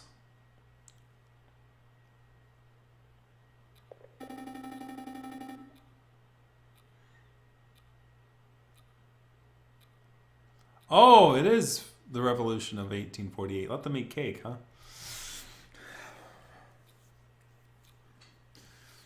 I knew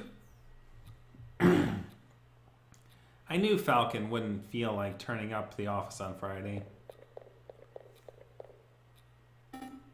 But now it's midday Monday and there's still no sign of him. This is becoming a little concerning.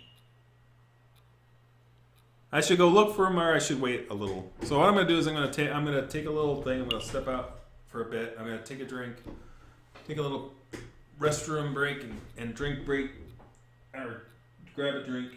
You guys go ahead and vote on this. I need to give my voice a little rest too, because my ending scene was woof.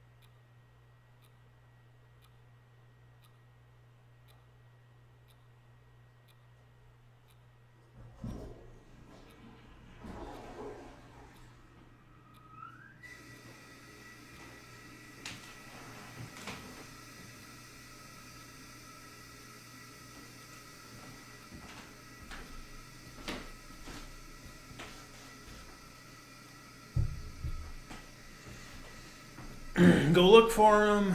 Alright, that's the only person that said anything, so let's go look for him. I should probably go find him. His home would be a good place to start, but the bird brain never gave me his address. I'll just have to go find him the hard way.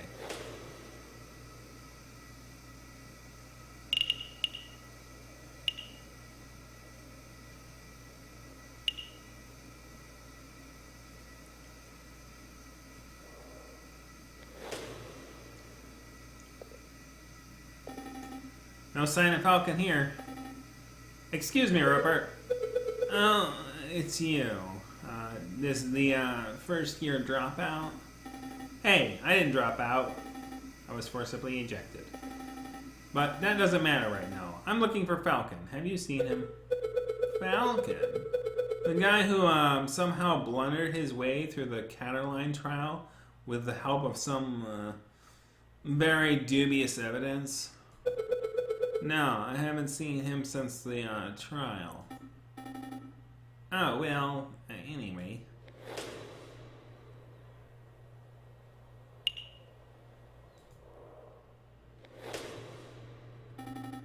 Excuse me, monsieur. I was looking for my friend. Oops. Oh, well. I got a little bit of the Rupert in my voice. I'm sorry. I got anyways, excuse me, monsieur. I'm looking for my friend. Do I look like the lost and foundy? Buzz off, bird brain. All right then.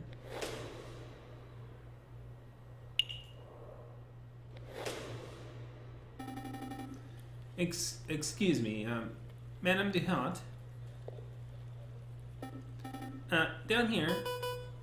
Oh, there you are. It's Sparrowson, isn't it right? That's right. I heard the case you were involved in. I never would have thought the Baron was a murderer. He always treated me with the utmost respect. But I suppose it makes sense that most ruthless killers are the ones that can put up the best facade. Yeah, I suppose so. Say, how's your friend doing? He seemed a little down last night. Oh, you've seen him? Yes, he was brooding on the corner of Le Grande Joyer. God dang, I'm killing all these words. Mumbling and drinking. It was a little depressing, to be perfectly honest. Le Grande Joyer, that dingy student bar on the Rue Joyen, right? It's not dingy, it's a little rustic. In any case, that's an enormous help. Thanks, mademoiselle. Anytime, Sparrowson.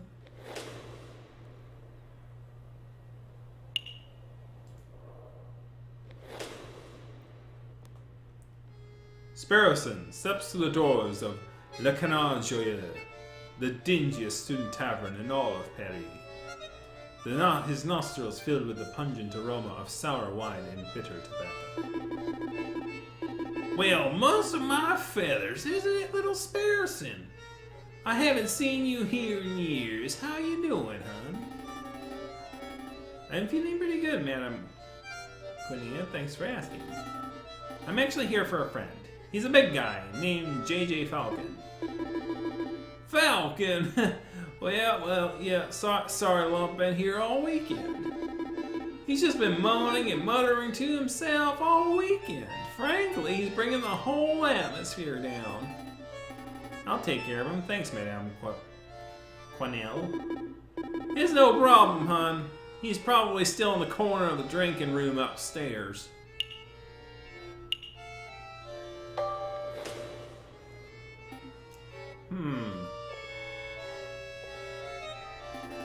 No sign of him. Mon Dieu! I almost stepped on the big fella.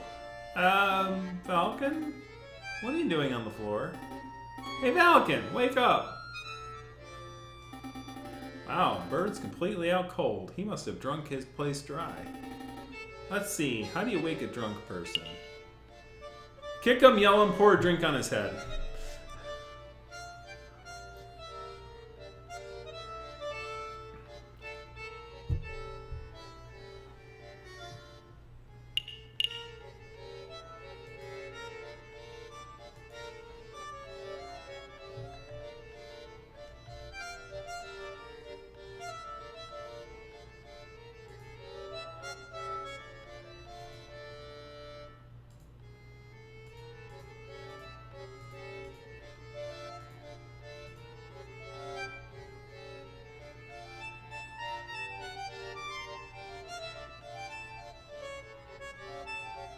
What's Duolingo? Is that like being able to pronounce things? Because I should be able to do that.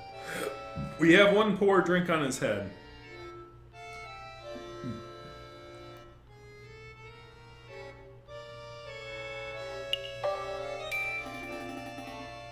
Well, guess it's time for a rude awakening. Wakey, wakey.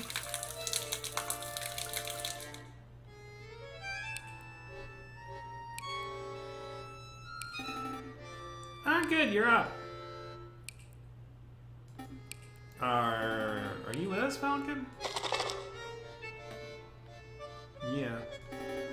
Feeling sober. We want to head back to the aviary office so we can get some work done. I don't understand it, Sparrowson. Huh? I thought I did everything right. I followed all the procedures, I found all the evidence, I presented the case beautifully. And yet, a guilty feline walks free while an innocent man sits in custody.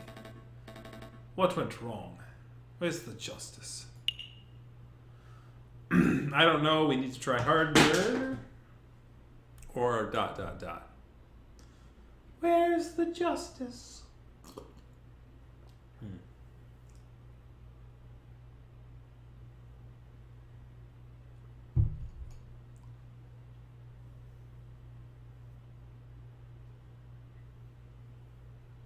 It's a language app. Ah. That'd be a good thing to do. I think I got a lot of stuff to do.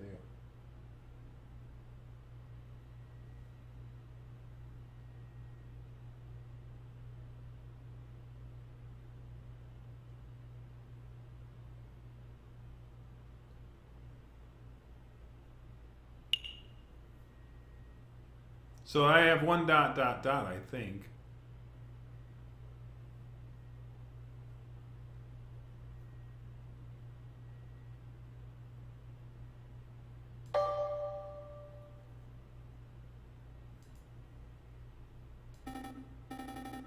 Sorry, Falcon, I don't have the answers. But what I do have is freshly baked croissants from Pierre's Boulanger. Croissants? Yep. They're awaiting you back at the aviary. I'm sitting here moping about justice and you offer me croissants. Well, it's not just croissants, it's some pain au chocolat too. I could go for some pain au chocolat. Fantastic! Then let's make a move. Alright, I admit it. These croissants are amazing. I told you. Pierre's Boulanger on Rue Verde is something else. Oh, that reminds me. The baker told me something interesting. Do you want to know what they call pains au chocolat in America? They don't call them pains au chocolat? Do they call them Royale with cheese? Nope. Pronunciation differences. American's a whole other language. So what do they call them? Chocolate croissants. Hello?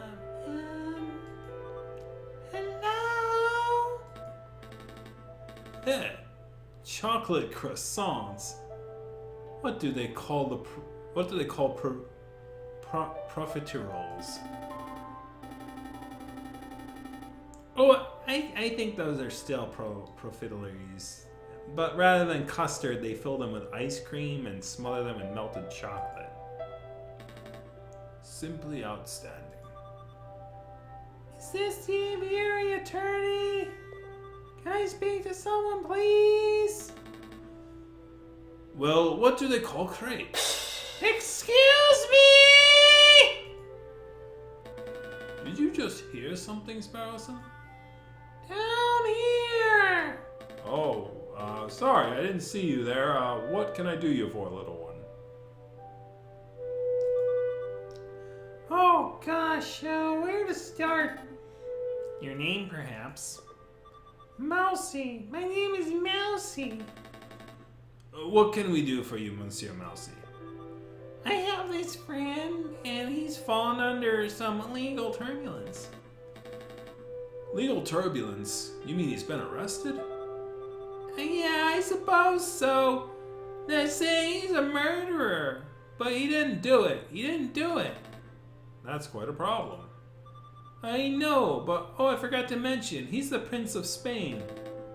The Prince of Spain? You didn't think that was worth mentioning at the start? I forgot. I must ask, Mousy, why did you come to us? I would have thought that a Spanish royal family would hire legal counsel with a little more... not terribleness? expertise.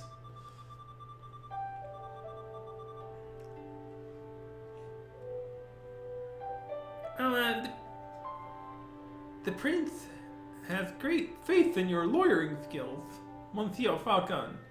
He said that your reputation as a lawyer was renowned. Really? The prince said that?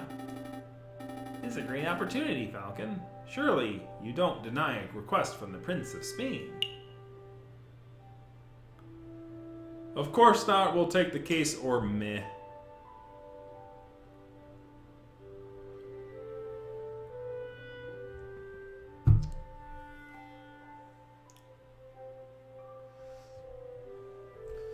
He's mousy. He's a mousy man. He's the mousy of the mousiest. He's a real mouse man. Chocolantes is the southwestern part of France and in Quebec. Well, they have a lot of French things in Quebec. And speaking of which, I highly expect that any Quebec watchers of this particular stream are probably going to march over the Erie, march over Niagara Falls, come down the falls, and then come and strangle me for murdering the beautiful language. Of course not. We'll take the case. Grab your coat, Sparrowson. We have royalty to defend. That's the spirit. Good luck to you, monsieurs. You aren't coming with us, Mousy? I have other matters to attend to. But Prince Swan, Jean, is being held in the conciergerie. I'm sure he will fill in all the details. Right, let's make a move then.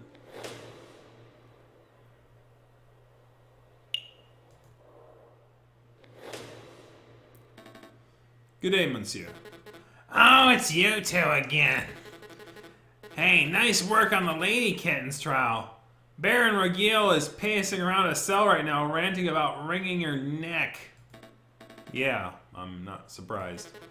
He's super mad, but hey, a criminal's a criminal, right? If the lion didn't want a death sentence, he probably shouldn't have killed a guy. Oh, you're not here to defend him, are you? Because that would be hilarious. We're actually here to see Prince Swan.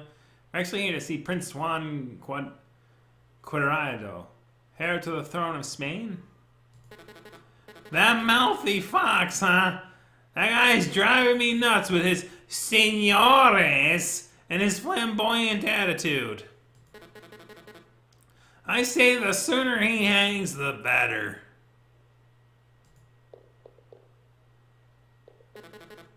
Well, come on then, while you're young.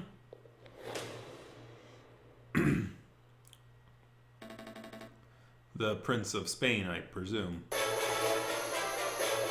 Oh god, here we go. Indeed, I am Juan Quadriero, heir to the throne of España. And you must be the legendary lawyer, Signore J.J. Falcon. Well, I wouldn't say legendary. I wouldn't even say notable. Such humility, I would expect nothing less from renowned individuals such as yourself. But let's get down to business. I trust in my compañero, Mousy. Explain the situation. He told us that you have been accused of murder, but we need some further details before we can start our investigation. Oh, of course. What did you want to know? Tell us about the murder. To be honest, Prince Swan, I'm a little confused about how a member of royalty could get in so much trouble. Could you walk us through your activities on the day of the murder? Of course. Let me see where to begin. It was the cold and misty morning of 6th of January.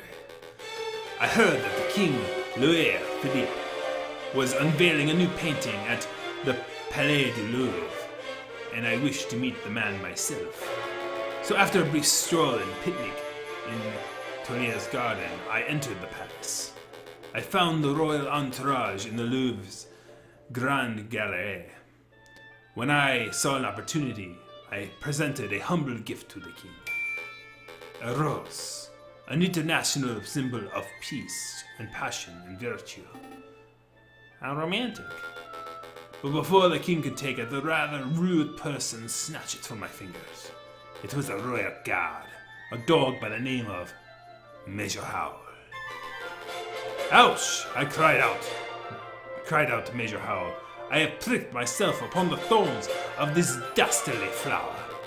And then the mayor slumped to the floor. Major slumped to the floor. His face turned blue, his mouth frothed, and he died like a dog. He died straight away after being pricked? Straight away, senor.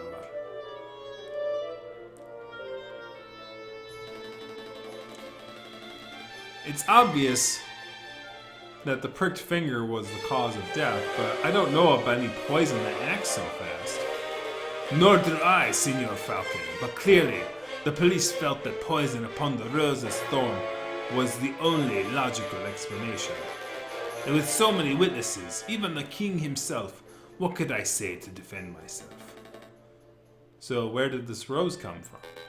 I acquired it from a beautiful Paris and flower seller at Les Halles markets. A girl by the name of Catherine Marie Said. God dang it.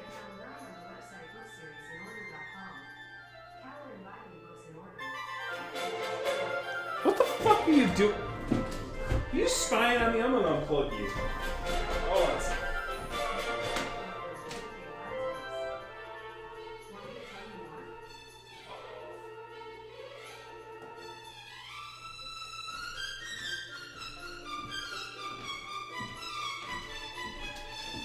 I did not say "Okay Google" once in that sentence, and I forgot I even had that thing plugged in. And I say Catherine Marie, and she's like, "Oh, do you want Catherine Marie books?" It's like, what? No. What are you talking about? Jeez Louise. I got a free Google Mini, a free one. Was it last Christmas or the Christmas before? Like, it was in the month of December. I think it was 2019. They're like, "Oh, we're just giving out free Google Minis." So I have one in the kitchen. I never use it, and when I said the words Catherine Marie, it activated and started listing off books and stuff. I have no idea why. Just randomly. A girl by the name of Catherine Marie's Singi. I unplugged it, so it can't listen to me anymore, and I'll probably leave it unplugged because I haven't really used it.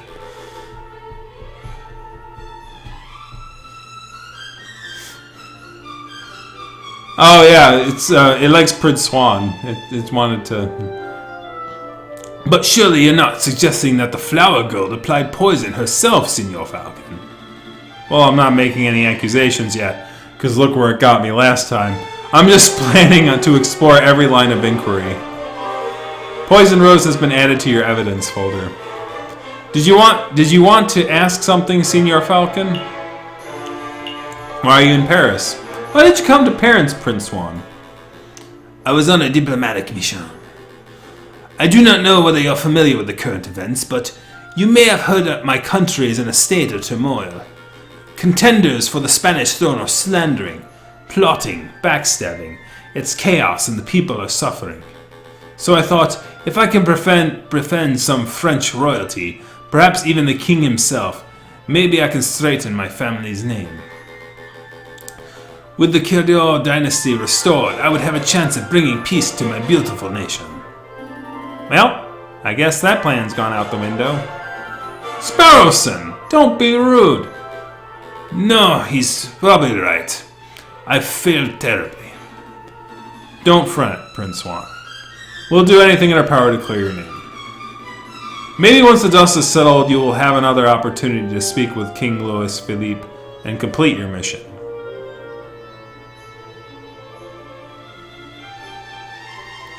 Right? That would be bad. Thank you, Senor Falcon. I am sure you will do your best. Was there anything else you wanted to ask? What were you reading before we so rudely interrupted? Oh, this book. It's a Spanish classic, Don Quixote of La Mancha. Do you know it? I've heard of it. I've heard about it. It's about the knight who jousts windmills, right? Yeah, that's about what I knew about it. That's part of the story, yes. The hero is a virtuous but elderly knight by the name of Don Quixote. In the chapter you mentioned, he takes up arms against an army of giants who are terrorizing a town. Quixote's partner, Sancho, warns him of the giants that giants are just windmills, and their flailing arms are just sails twirling in the wind. But Quixote doesn't listen. He takes up his lance, gets on his horse, and he charges anyway. Sounds more like dumb Quixote, am I right, Falcon? Perhaps he is dumb, Senor Sparrowson, but many of us spend our whole lives jousting imaginary giants. Speak for yourself, Juan. I've never been jousting, let alone seen a giant. I think we're getting off track here. Indeed. I tell you what, Senor Falcon. I'll lend you my copy of this book. Maybe you'll have time to give it a read at some point. Maybe I will, thank you. Wow. El Ingreso Hidalgo Don Quixote de la Mancha has been added to your evidence folder. Was there anything else you needed to know? No, I think that's it, thank you. What's the plan, Big Bird? We have 2 lines of inquiry. We should head to the scene of the crime, the Palais de Louvre, the Palais de Louvre, and see if we can find any clues or witnesses. And we should interview the flower girl in La Halles Market to see if she has anything to say about the alleged poison rose. 2 tasks spread over 6 days? That sounds too easy. Let's not get complacent. Good luck, senores. Wait a minute, Falcon. What is it? Did something seem off about Prince Juan to you? He seemed nice, he's quite a character, or he did seem off. Big Bird.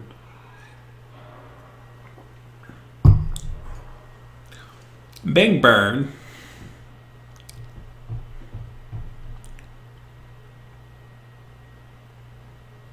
Is that like a dog person in the background looking at us? With like a little dude in the middle there? Like below the 3rd option.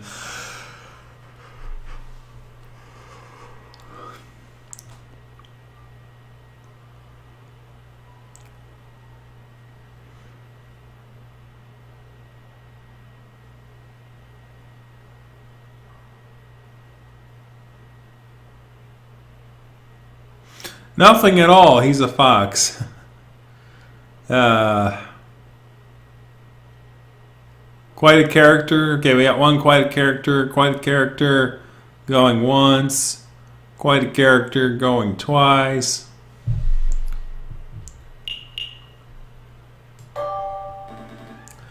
He seems colorful to me, throwing roses, spouting about literature. Juan's one suave Spaniard.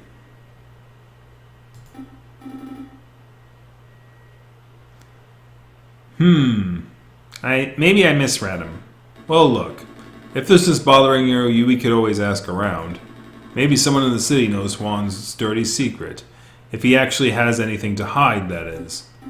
Yeah, let's dig up some dirt. But we still got a trial to prepare for. Priorities, Sparrowson.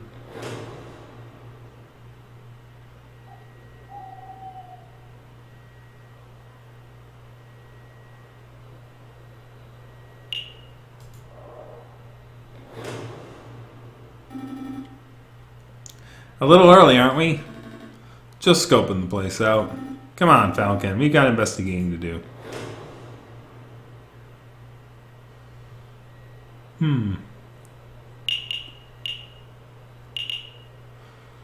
Need to pick me up. So that's the bar. This is the the Louvre. The Louvre.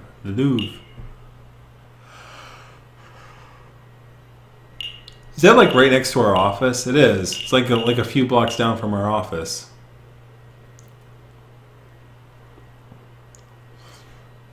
Interesting.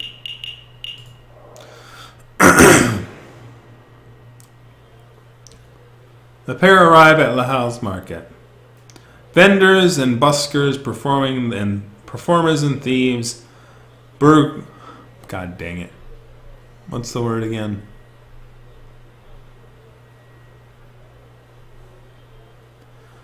Bourgeoisie and peasants all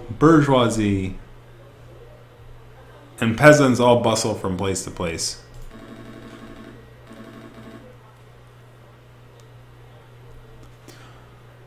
Prince Juan said he met the flower girl here. Singi, I think he said her name was. There's a swan with flowers over there. Do you think that's her? I think so. It's possible that she knows the murderer, or even that she is the murderer herself. So we should probably act with tact and finesse. What's he gonna do? Excuse me, Mademoiselle Flower Lady. We would like a word. Tact. Sparrowsons. Tact. We've been over this. Good day, monsieurs. Are you interested in purchasing a flower? Yes, I wish to purchase a rose from a lady. I'm afraid I'm out of roses. I sold my last one a week ago. Perhaps you would be satisfied in these Curacinethium things instead. I hope I said that right. Did I say that right? Bourgeoisie. Bourgeoisie. Signe.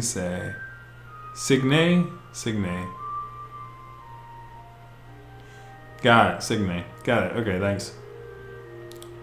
I don't even know how to pronounce this thing, so I'm gonna try.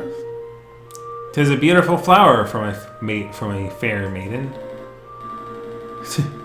Please don't mind Sparrowson. He fell out of his nest as a baby, and has said dumb things ever since. Hey! Let me introduce myself. I am J.J. Falcon, defense attorney. Are you Mademoiselle Signe? That's right. Catherine Marie Signe. I suppose you're here about the royal assassination attempt. How did you know? I'm no fool, monsieur. I know that a rose I sold was used as the murder weapon. To be honest, I'm surprised it's taken so long for someone to directly question me. The Paris police seem to have a habit of missing obvious leads, so do you mind if we ask a couple of questions? Business is slow. Please ask away. Mademoiselle, you mentioned that you sold their last rose a week ago. Who did you sell it to? The person who bought the rose. Didn't catch his name, but he was a charming red fox. Sounds like our Juan. I met him around a week ago on the 6th. We talked for a little while about the usual things, you know, like how everyone seems to be in debt these days. Then he brought a rose and left. I hear the fox is on trial, but to be honest, monsieur, I don't think he's guilty. Oh? Why is that? Well, actually, never mind. It's just a gut feeling. Mademoiselle, it just so happens that we're defending this particular fox in the Cour d'Assises. If you have something to say that can prove his innocence, now would be the time to let us know. I'm sorry, messieurs. I can't. Wait, Mademoiselle. Signe. Wait up. Damn. Nice display of tact and finesse, Falcon. You scared her off. The Swan obviously knows something crucial to the case. We need to get to the bottom of whatever it is. Agreed, but I don't think she'll be in the mood to tell us anything or anything else. I know, why don't we try acting a little more tact and finesse next time? Hush.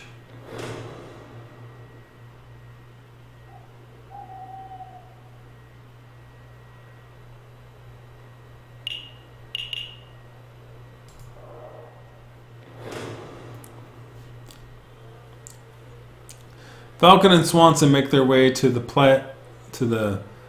Place du Carrousel and the courtyard just north of the Louvre's Grand Gallery. That's the Arc of Temporary over there. I swear it was smaller than how I remembered it. That's the Arc de Triomphe du Carrousel, you doofus. The Arc of the Triumph is up the road. What? No way. Why are there two? Because when a man like Napoleon invades half of Europe, he gets to build as many triumphal arches as he damn well pleases. Well, well, well. I never expected to hear you here, JJ. That arrogant voice. Good day, Saravine. Let's be civil, JJ. Why don't you introduce me to your new assistant? Fine. Serene, this is Sparrowson, my assistant. Sparrowson, this is Serene Cocorico, the most famous prosecutor in Paris. So, you two old school friends or something? More like arch rivals. Please, Shay, I think arch rivaling implies some sort of competition. As I recall, we've met in court on 5 occasions, and on 5 occasions did you get humiliated terribly. I'm amazed a failing bird brain like you is still able to get clients. Actually, Severin, business has been better than ever. I'll have you know that I'm currently being employed by the Prince of Spain, no less. The Prince of Spain? Juan Carrillo? Well, this is quite an amusing coincidence. Don't tell me. Correct! I am the prosecutor for the very same case. It is a pity that the Spanish prince will inaudibly hang, but I suppose that is what he gets for hiring a bird brain to represent him. Don't call me bird brain. You're the only bird brain here, Severin. Only one who speaks badly when he has nothing to say, Villiers. Uh-oh, he's giving you the verbal smackdown. Quick, Falcon, make a witty retort. Huh? I'm like rubber and you're glue. I don't agree with what you say. A witty saying proves nothing. Cocorico is French for language version of cock-a-doodle-doo. Oh, it's what they call an onomatopoeia. Got it.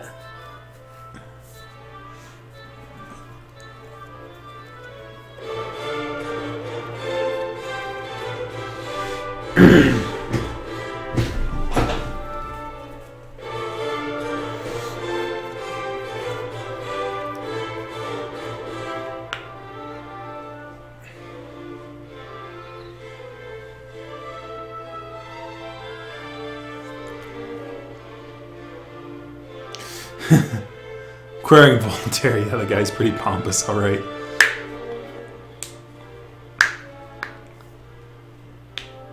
Alright, what do we think, guys?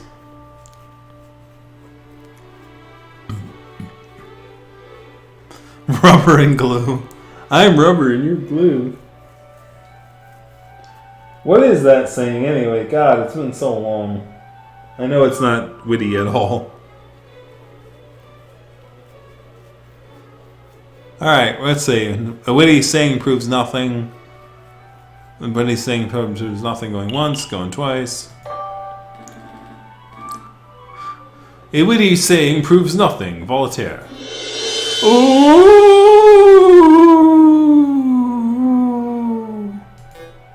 Huh. Very good, JJ. A worthy repository.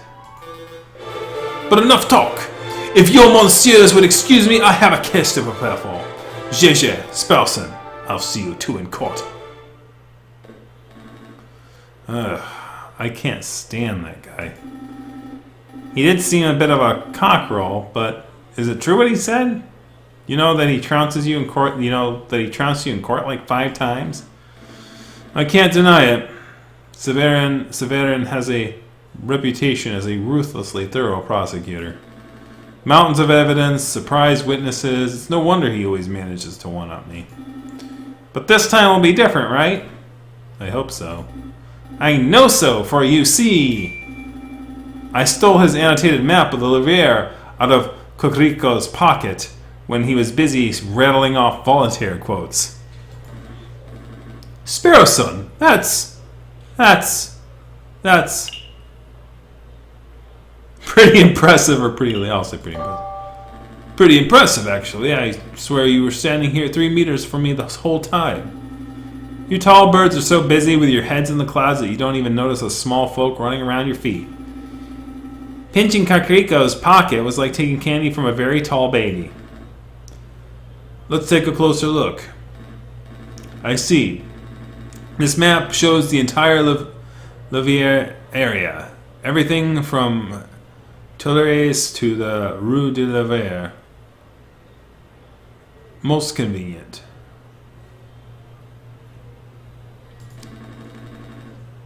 We are currently standing here in the Palace de Carousel. And those pendant arrows seem to show the route taken by the king's entourage. Which means the king first went here through the Salle de Tibre. And here, and then here, into the Grand Gallery, where the murder occurred. Didn't Prince Swan say he spent the morning in the Tuileries Gardens? That's right. So that means Prince Swan approached the Livier from the west side, somewhere over here. Sounds like we got a lot of places to visit. Where should we go first? Well, let's go to the garden first. Our featherhead friends wander through the immaculately maintained garden of the maintained Tuileries Gardens. Nothing seemed out of the ordinary until they spot a familiar face picking up litter by the tree line. Hey, Falcon, doesn't the groundkeeper over there look familiar? Yeah. Now that I'm looking at him, doesn't he look like that photographer? What's his name? Robitio Robino. Robitio Robino! Huh? Did someone call me? Oh, it's you, the lawyers who don't appreciate a masterful photographer when they see it. It's good to see you gave up your artsy dreams to pursue a more grounded career of groundskeeping. Hey, I am not doing this willingly. I was giving community service for committing perjury. Can you believe that? They gave me, an esteemed photographer, community service. Me! Yeah, I believe that. Perjury is somewhat serious. You should be thankful you got off without jail time. Pfft, you sound just like that self-righteous Judge Maxine. So did you want to ask me something, or you just here to gawp? Personally, I'm just gawping. Actually, I do have a couple of questions, if you don't mind, Monsieur Robinho.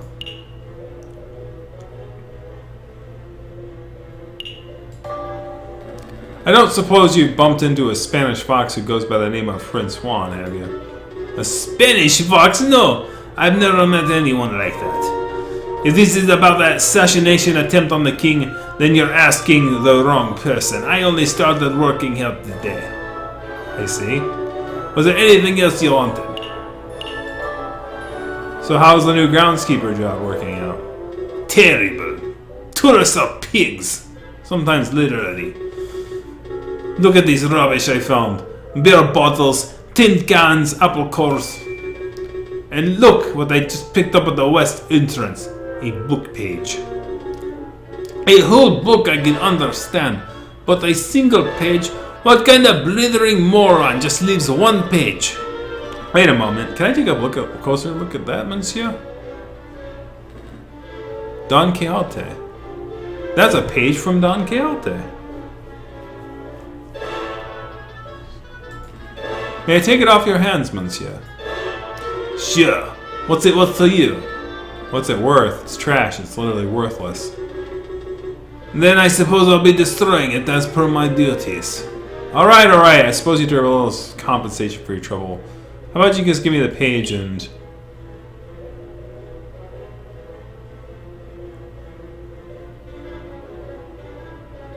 I'll pay you 5 francs. I'll speak with Judge Maxine. I'll get your photos. I'll get your photos in the Louvre. That last one seems very far-fetched.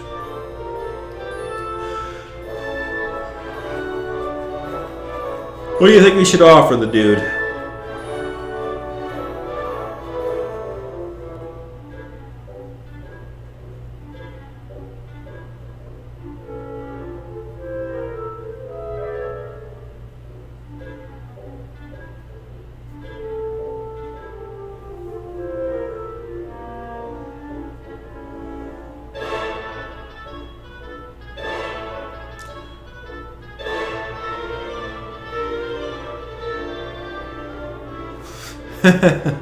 Poor Falcon. He's gonna be like, I wanna drink all my problems away. I wanna drink all my problems away.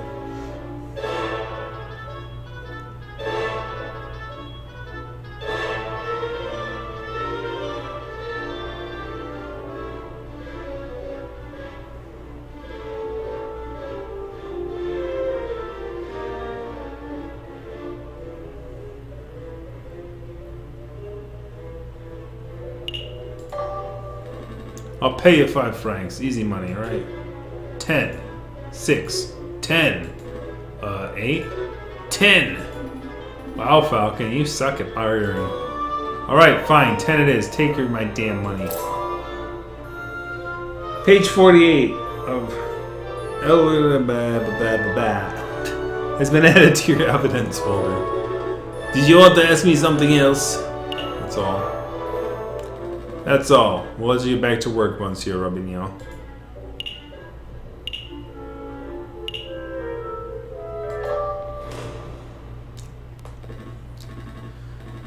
Here we are, the Grand Gallery, the murder room.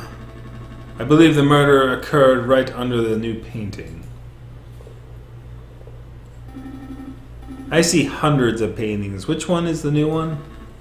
I haven't the foggiest. We'll have to ask someone. Please don't talk to me. Please don't talk to me. Please don't talk to me. Excuse me, monsieur. You look like you know your Mona Lisas from your last suppers. I don't want any attention. Maybe he isn't talking to me.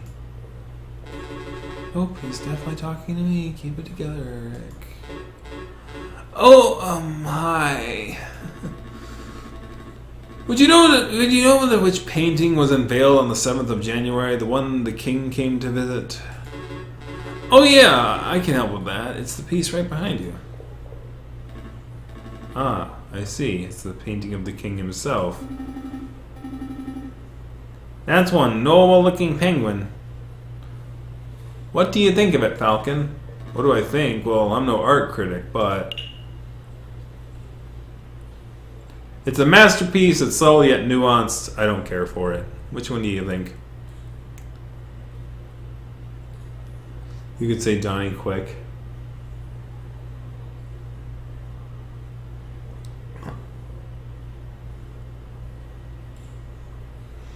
He's a bit of a prick. Ah! I haven't heard that one several times.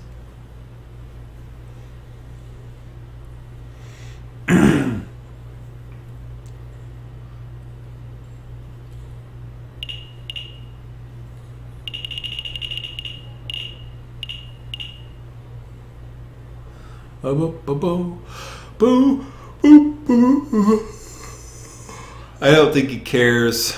Subtle.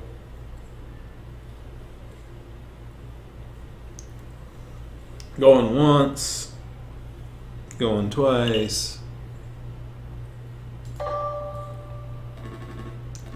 The careful brush strokes, the pre-Raphael soft tones, and the subliminal use of light. This is contrast, nuanced work. It's an evocative painting that alludes to a forgotten era. You say a lot of words, but I'm not sure if I'm any closer to knowing your opinion. I'm getting the impression that you monsieurs aren't regulars at this gallery. No, we're just a pair of Philistines. Speak for yourself, Falcon. I've never been to the Middle East. Then again, I'm guessing you're here to investigate the king's assassination attempt. tent. That's right. We have actually been hoping we could ask you a couple of questions about what you saw. Oh, I wasn't even in Paris when the murder took place. I don't see anything. But, I have a friend who might be able to help you out. What's this? R&M Associates? The home of Renald Volpis, private investigator. Thank you, but I don't normally deal with these gray area of the law types. No, please give this guy a chance. He's helped me out of a bind before, and I'm sure he can do the same for you. Well, I'm not making any promises, but I'll keep a hold of the card. We appreciate the help in any case. It's no trouble. R&M business card has been added to your evidence folder. Thank you for your time, monsieur. Is there anything else we can do here? Well, ideally we can turn the whole Grande Gallery upside down on our hunt for evidence. But that's not so possible with so many people around. We should just move to the other room.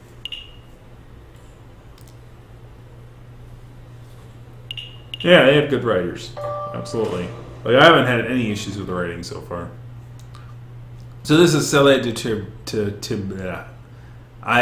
They're better writers than I am pronouncing French words. Let's just say that.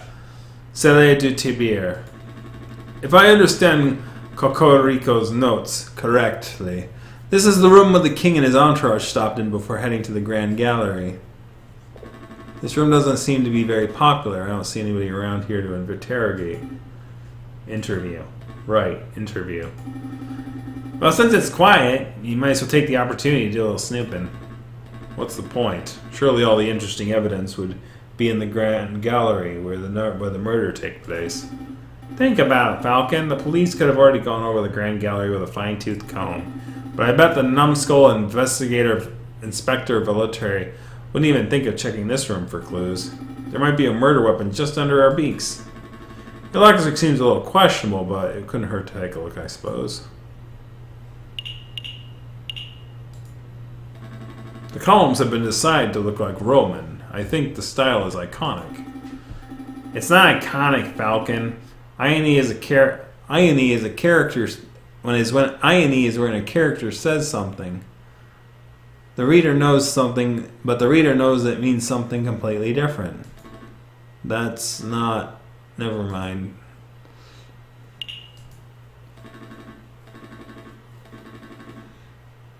I'm not sure what this is. Some kind of stand or podium? Maybe it's just a decorative piece. It's a Roman doorstop. Roman doors were enormous marble slabs, so the doorstops had to be similarly large in order for them to stay in place. I don't think that's right. My uncle's a Roman historian, trust me. A shiny copper urn. I guess it was used for carrying water or for cremating remains. Probably not both at the same time. It smells good. Don't sniff the exhibit, Sparrowson. Not really. The urn smells amazing. It's almost chocolatey. You poor thing. You're hallucinating from hunger. Would you like to stop at the bakery back away from the office? Don't patronize me, Falcon. My nose never lies. I'm telling you, there's something in here. I can feel it. Now you're touching the exhibit? That's definitely a no-no. See? Look what I found in the urn. Put that down, Sparrowson. It's someone's old rubbish. No, look, it's a chocolate wrapper. Judging by the smell, the chocolate was bitter and dark. 70, perhaps 80% coca. Belgian in origin. The level of the wrapper crumbling and the firmness of the chocolate residue indicate that it was discarded just a few days ago. Yes, I am certain. The chocolate contained in this wrapper was undoubtedly consumed on the 7th of January, the day of the murder. Mon Dieu, Sparrowson. You deduced all that from smelling the wrapper? Imagine what I could work out if I tasted it. That won't be necessary. Sparrowson, if you can provide this level of critical thinking to areas outside of food, you'd be the world's greatest detective. If only all evidence were edible. So, do you have any idea which shop the chocolate was purchased from? That might help us track down the person who consumed it. There's no possible way we can know that. I just have to suppose we have to visit every confectioner in town and sample every bit of their merchandise for comparison. What a chore. Interesting. Because I can see Lander Halke's Chocolate Emporium written on the wrapper. Well, you can't blame a bird for trying.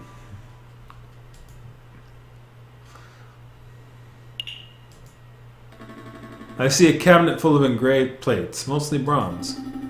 How much do you think they're worth? I don't know. 300 francs a piece at least. What? Are you serious? I'm in the wrong profession. I don't think archaeology works as a quick scheme, Sparrowson. Who said anything about archaeology? I'm going to become a museum robber. Oh. Well, that's one way to get rich quick. This is some sort of ceremonial container. It's beautifully crafted. But what does it contain? Maybe it's an arcane wine cabinet? Don't be so ignorant, Falcon. This is a sacred Mesopotamian artifact gifted by Emperor Hadrian in the victory at Euphrates in 123 AD. Stop making stuff up. You and I both know nothing about Mesopotamia. Alright, you got me. This could be a hippo chamber pot for all I know.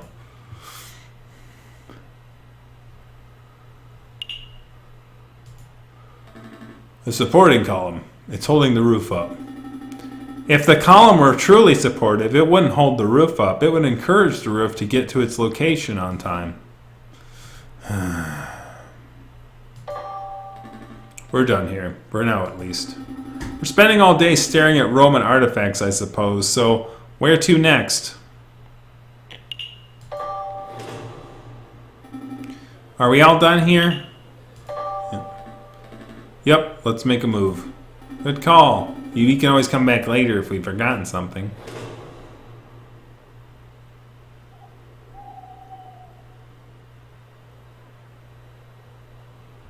Let's see.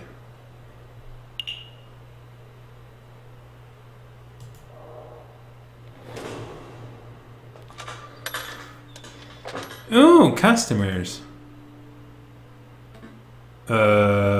Hello? Is this the office of Renard Volpez? Ah! It's you two! Mousy, what are you doing here? Oh, this is where I work. See? R&M. Renard and Mousy. Monsieur Renard Volpez and I carry out all sorts of investigations together. Although, to be completely honest, it's normal for Monsieur Volpez, who chooses which cases to take on. I see. Well, can we speak with Monsieur Volpez? I'm afraid that won't be possible. See, Monsieur Volpez is on vacation right now. His father, he's visiting his father in England. England. But he is set to return to work in a week or two. Maybe you can come back then. That's no good to us. Our case will be over by then. There's nothing to be done about it. I suppose we'll be coming back later.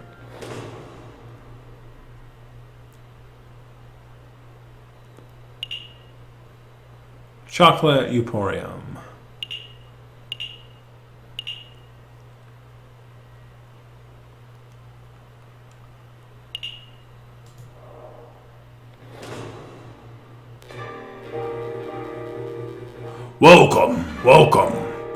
Welcome to Lander Halke's Chocolate Emporium, the finest Belgian chocolate shop in all of Paris.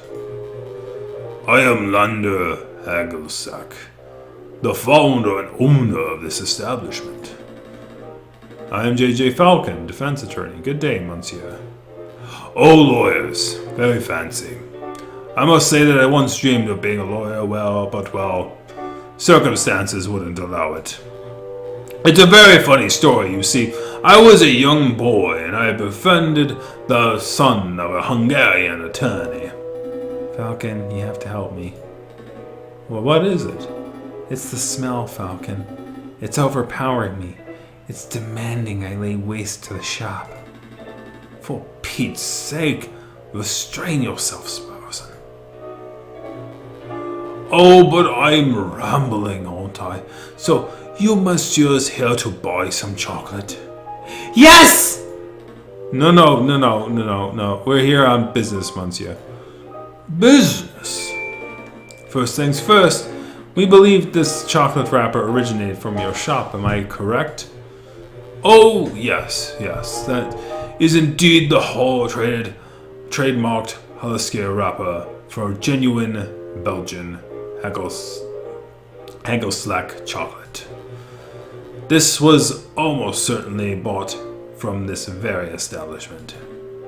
Very good. With that established, there is something we wish to ask Monsieur Hagelsack.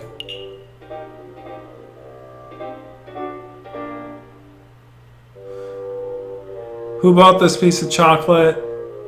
I guess we can ask that first. Can you tell us who bought the chocolate that was contained in this wrapper, Monsieur Hagelsack? I'm afraid not, monsieurs. Not just because of matters of confidentiality, also that is a factor you understand. But because I couldn't possibly know that. I thought elephants never forgot. My memory is impeccable, monsieur, but you must understand that I have a dozen customers a day. There are hundreds of people who could have potentially bought this particular item. So your memory is good, but you need further information. If we were to give you the description and name of a person, would you be able to tell us whether they purchased something from you? Oh, yes, I could do that, monsieur. Let me think. Who to ask about?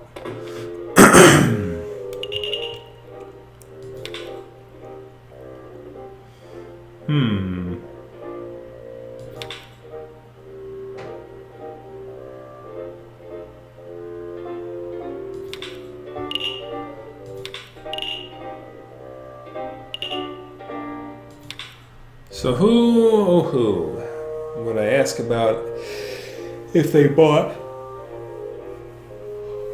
chocolate from him?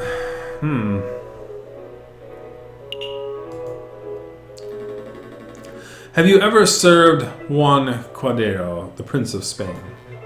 The Prince of Spain? No, monsieur. Well, that's good to hear. Our clue could have turned into a dead end if our client turned out to be the chocolate fiend. I did once serve as the Prince of Mali, if that is any help. You see, I met the girl I did once serve a princess from Malay, if that helps. You see, I met the girl while hiking through the Himalayas. Please stop. Let me think. Who to ask about?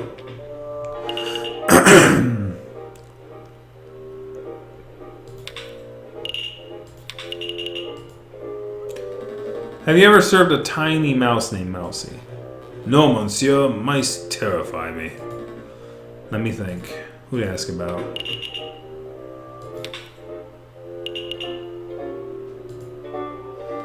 Have you ever served a flower-selling swan named Catherine Marie Singue? No, monsieur. What are you thinking, Falcon? I'm not sure, to be perfectly honest. If she were the chocolate fiend, then our investigation would have been much simpler.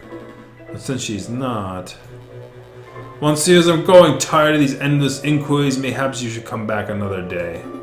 You know, Falcon, it's possible that we haven't encountered the chocolate fiend yet.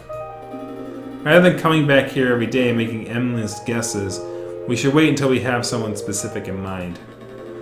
You might have a point, Sparrowson. Thank you for your time, Monsieur Hagelslack. We shall return when our investigation has progressed a little. Any time, monsieurs.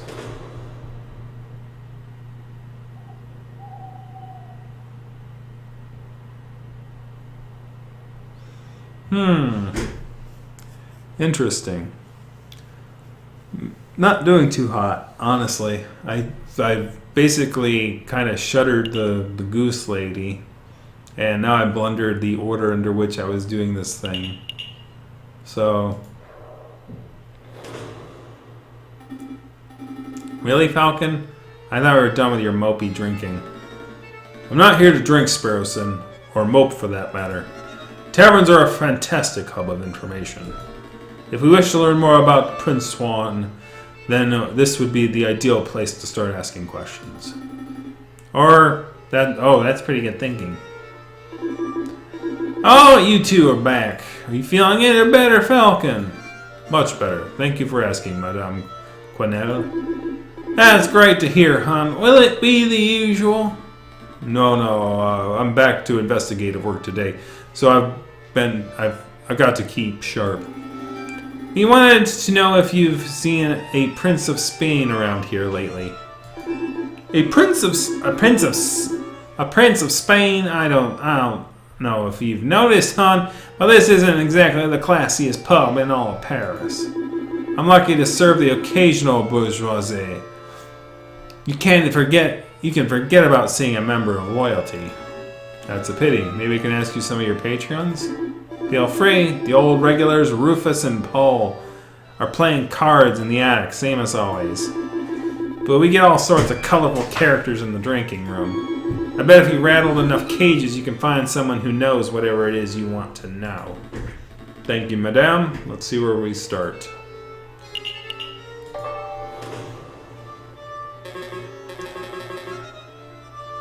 Come on, Paul!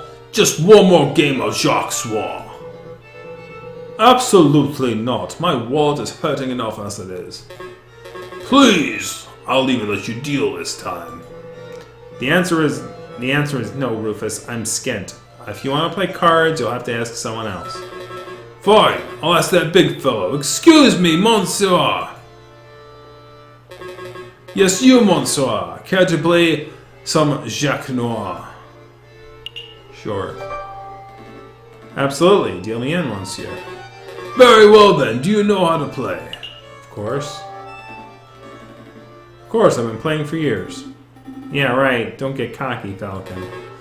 Very good. I shall be the dealer. We will bet 5 francs. Here we go.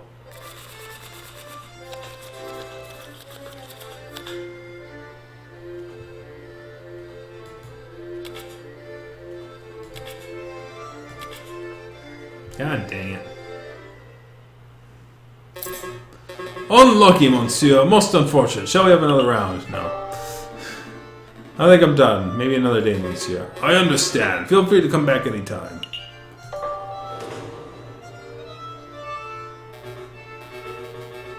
So there I was, in the grasslands, 10 kilometers, down rifle in hand. Down river, rifle in hand. Blah. Anyways, how much money do I have? 44. I'd been pursuing these sets of footprints for an hour. I was getting closer and closer. I could almost smell the beast. Then I spotted it. It was a boar. A big, stupid boar, completely oblivious to my existence. I readied my gun.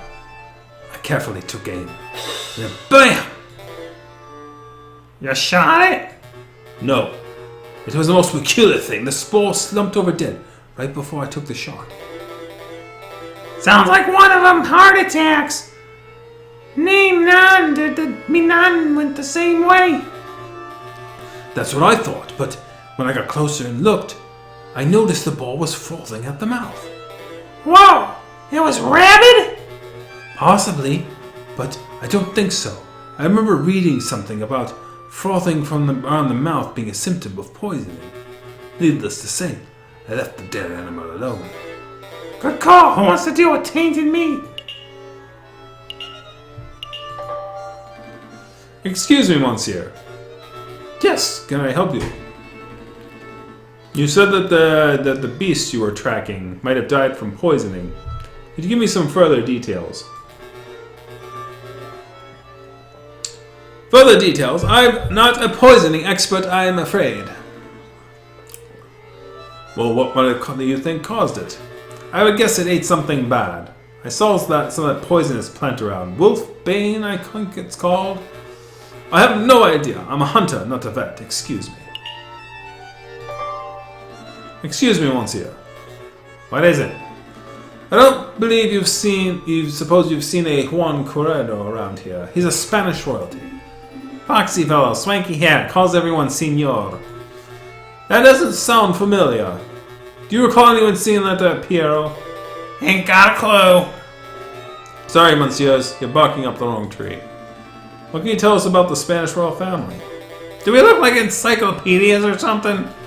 I'm afraid my compadre has a point. If you want to talk about hunting, then I'm your man. But Spanish royalty? That sounds like a question to be answered at a library, monsieur, not a tavern. A library? Maybe you're right. Sorry for bothering you.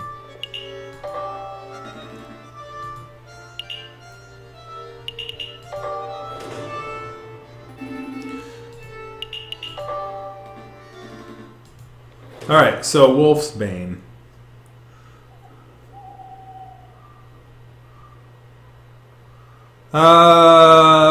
Wolf's Bane. Bibliotech. Oh, I'm gonna go to the library.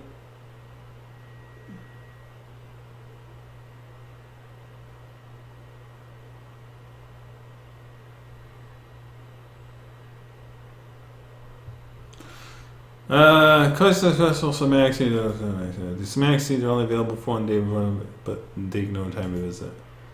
The viewing is entirely optional.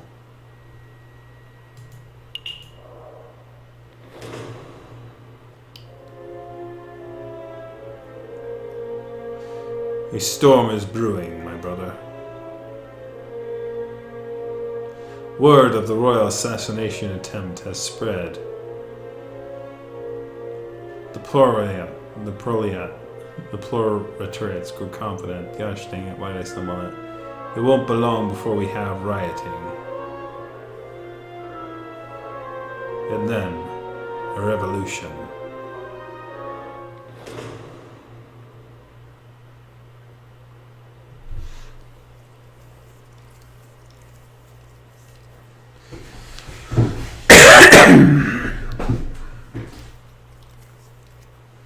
Alright, what do we got?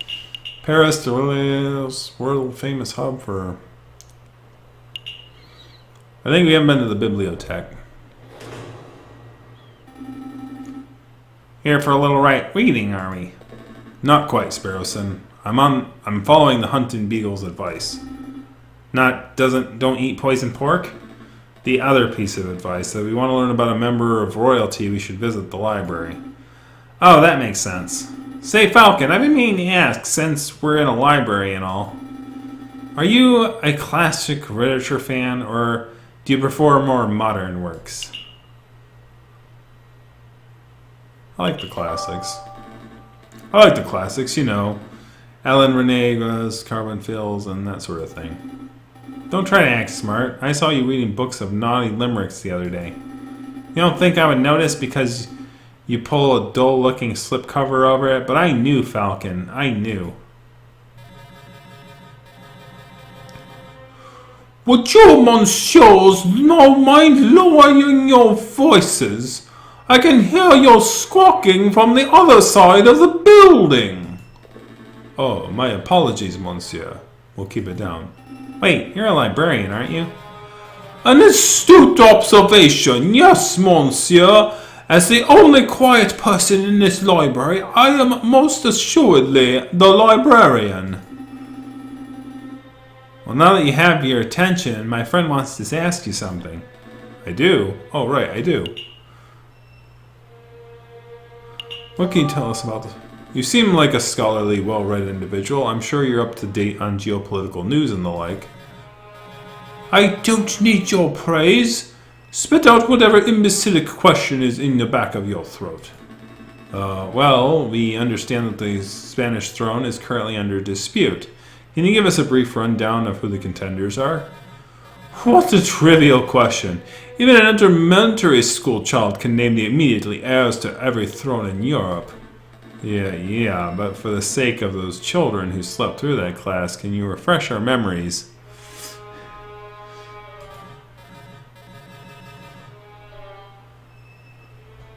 Very well, pay attention because I'm not repeating myself. The current reigning monarch of Spain is Queen Reina Isabel II of the House of Bourbon, daughter of King Ferdinand VI. Upon her death, the crown would immediately fall to her husband, King Consort Francis, Duke of Cadiz. Although it's certainly possible that an immediate family member could stake a claim. However, the Queen's position is currently being disputed by Carlists headed by the Count of Montemillion. Jesus. I hope that answers your question. Did you catch all that, Sparrowson? Not a word. Monsieur, we're actually interested in a Prince Juan Qualiero of Spain. I don't think I heard that name in your explanation. A prince? Juan Qualiero? Is that what you said, Monsieur? I think you've been misinformed. There is no current Prince of Spain, and I'm not even sure Corredo is a real name. If it's certainly no line of Spanish monarchy. How strange. What does this mean, Falcon? Well, one thing's for sure, our client is not the Prince of Spain.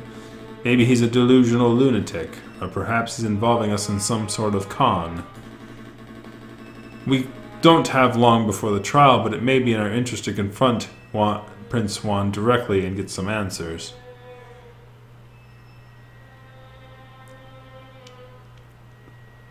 Hey, look! I want to have a librarian who speaks only in all caps. Nice.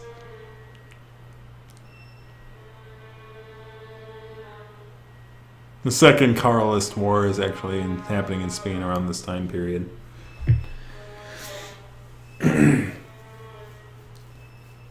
Yeah, Civil Wars, you know. What are you gonna do, man? Right. Are you two quite done chit-chatting? I borrowed this book from a friend. What can you tell us about it? Don Quixote of La Mancha? It's a classic. Everybody has read it. Yeah, everybody. But for those who haven't.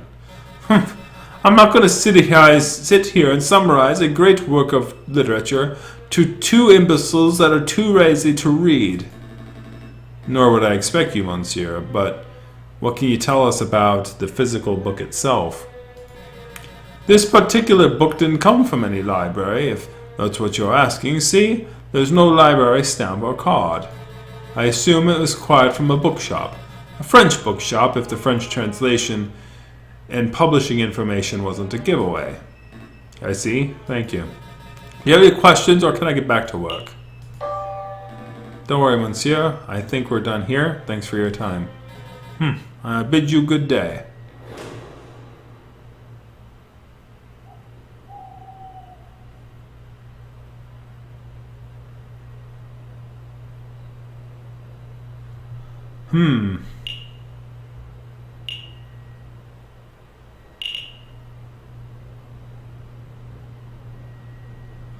Alright, so I think we can confront them about not being the prince.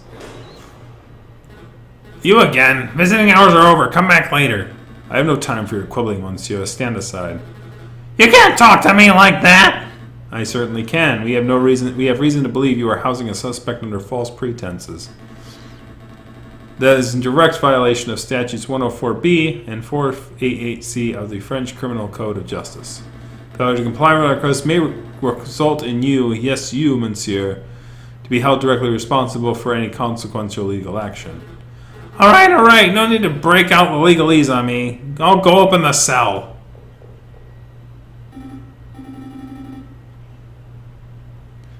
Wow, Falcon.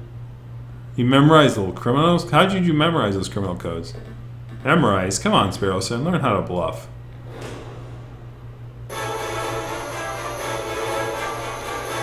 Ah, Senor Falcon.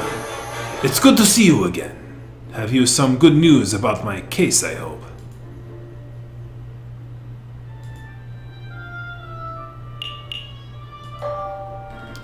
Listen, Juan. In order to maximize our chances of a successful trial, I need to know every bit of information.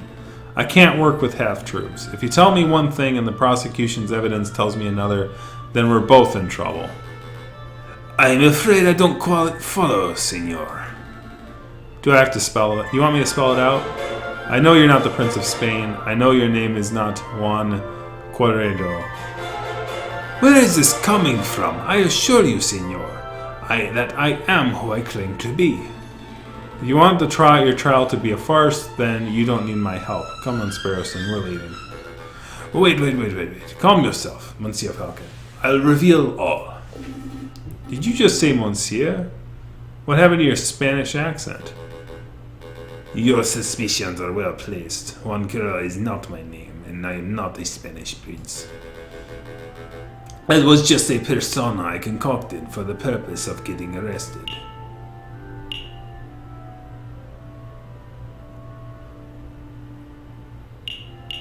So what's your real name? What's in a name? Just an empty label. A vapid reflection of who we really are. Today I'm Juan Carrero, the Prince of Spain. Tomorrow I may be Bruno Rea, a pauper living under the bridge of Cine. But that doesn't matter who I am or what I do. That didn't really answer my question. No, I suppose it didn't. You're a smart bird, Monsieur Falcon. I suspect you already know my real name.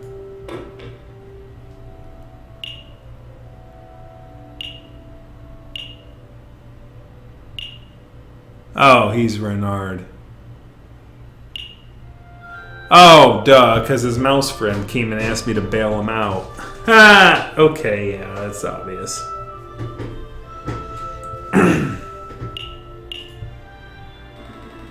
You're Renard Volpe's private investigator.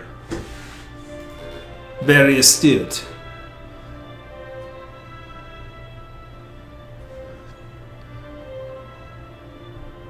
And you're Monsieur Falcon, private defense attorney. But that isn't always your name, is it, Monsieur Falcon? Just like me, you've know how to adopt a persona on a whim. You changed your name, Falcon? I didn't know that.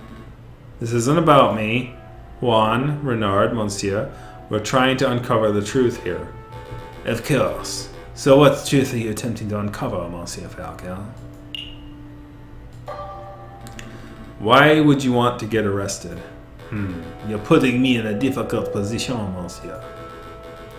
If I tell you the full story, I would be putting someone else in danger.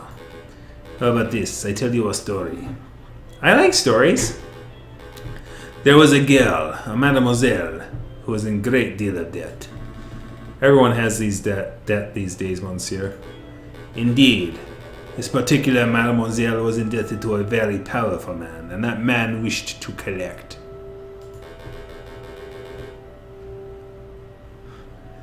Fox? Fox? Yeah, Fox. John Deere, basically John Doe.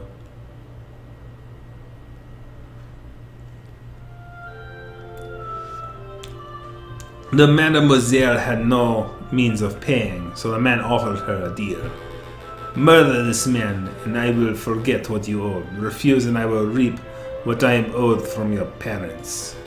With no alternative options, the mademoiselle accepted. But another man, a gallant knight with foolish, archaic notions of chivalry, heard the mademoiselle's story. The knight knew that the murder was inevitable, but he saw a way to take the mademoiselle fall in mademoiselle's place. Do you understand what I'm saying, Monsieur?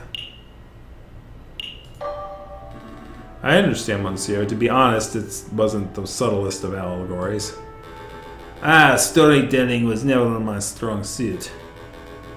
But I'm glad that you're seeing things from my perspective. Hopefully that sheds some light on the situation. If I may ask, Monsieur, why did you not go to the police with the information you had? The police are not always an option. What is a man to do on the justice system itself is the problem. I'll let you know when I figure it out, Monsieur. Dwell on it. Perhaps we should talk about something else in the meantime. I don't have any more questions for you, Juan. I think we've learned all we can for now. Really? I don't think we've learned all that much. Oh, Monsieur Falcon, before I forget, could you find Mousy and ask him whether the birds have successfully flown south for the winter? Whether the birds have flown south? What is that? Is that some sort of code? Something like that. But rest assured, Monsieur, this is not directly pertain to the case. Well, if we have time, I'll be sure to let Mousy know. Let's make a move, Sparrowson. Trial day's approaching. Right.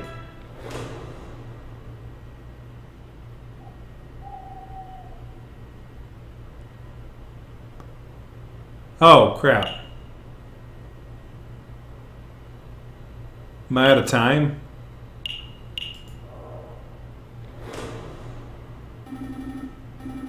Oh, no, I'm out of time.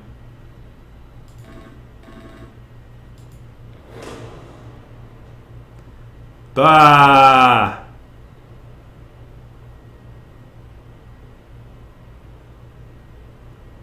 This is not good. I don't have a good case. Like at all. I got a bunch of information that I kind of got.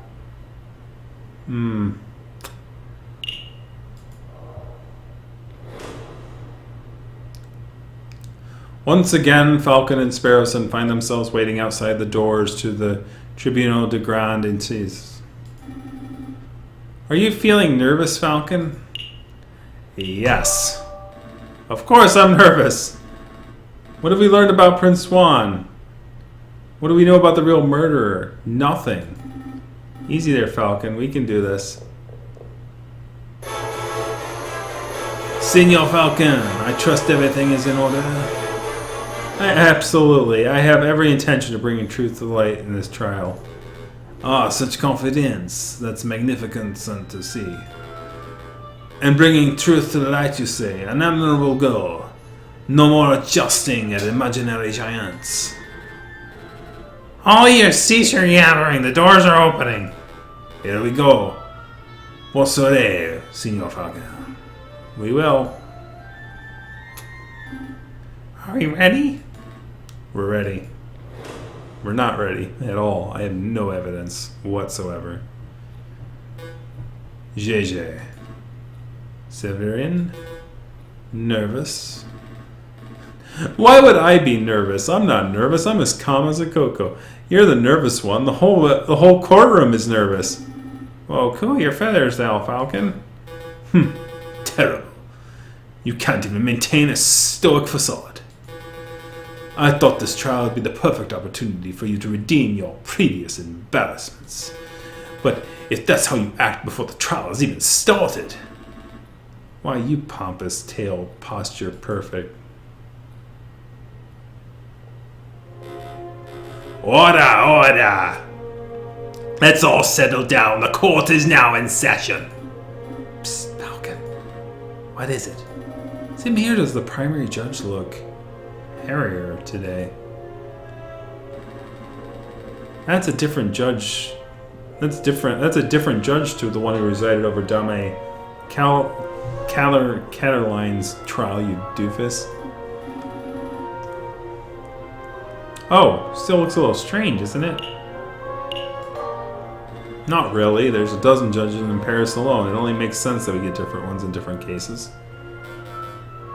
Excuse me, Your Honor. I was under the impression that Judge Maxine would be residing over this case. Where is he? Judge Maxine has gone on temporary sick leave due to a terrible accident with a flight of stairs. Rest assured, Austria's prosecutor, defense, and members of the jury that I am more than qualified to fill his shoes. Without further ado, let's get this show underway. I'm gonna guess that the message I was supposed to send the mouse was supposed to prevent whatever happened to the poor judge. So yeah. Oh no. This is the trial of Prince Juan Guerrero, who stands accused of murdering Major Howell and of conspiring to murder the king himself. Roll call. The defense is present and ready, Your Honor. The prosecution is ready, Your Honor. Good, very good. I expect this to be a nice, speedy trial. I don't want to see this dragged out by technicalities or bureaucracy. Well said, Your Honor. I expect once the court sees the overwhelming evidence, the trial will be over in 5 minutes. For 5 minutes? He's just messing with your head, Falco. Keep it together. So we're on the same page. Excellent.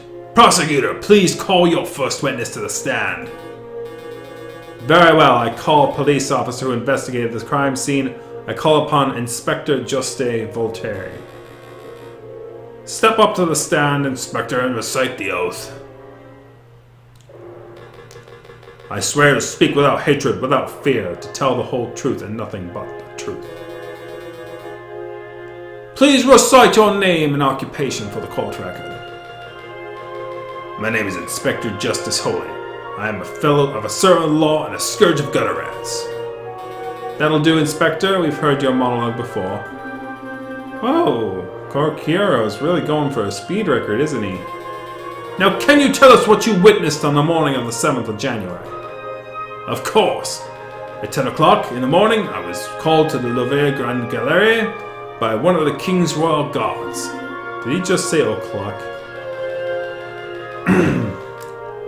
There I saw Prince Swan, King Louis Philippe, the corpse of a Major Howell, and with a rose in hand, and 24 citizens. The citizens and the king himself all attest to seeing Major Howell taking the rose from Prince Gala's hand and then temper and promptly dropping dead. Oh. And what did the morgue uncover upon examination of the corpse? Oh! Oh. No. Shit!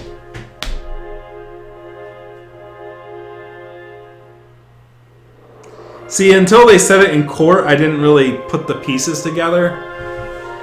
I should have showed the elephant Major Howell's picture. That's where I screwed that one up.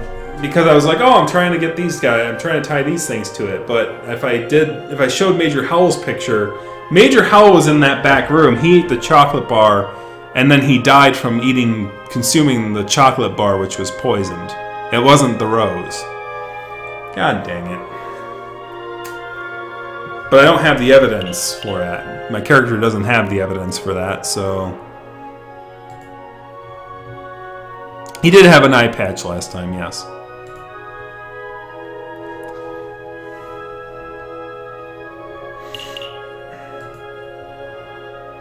Anyways, put the Facebook away.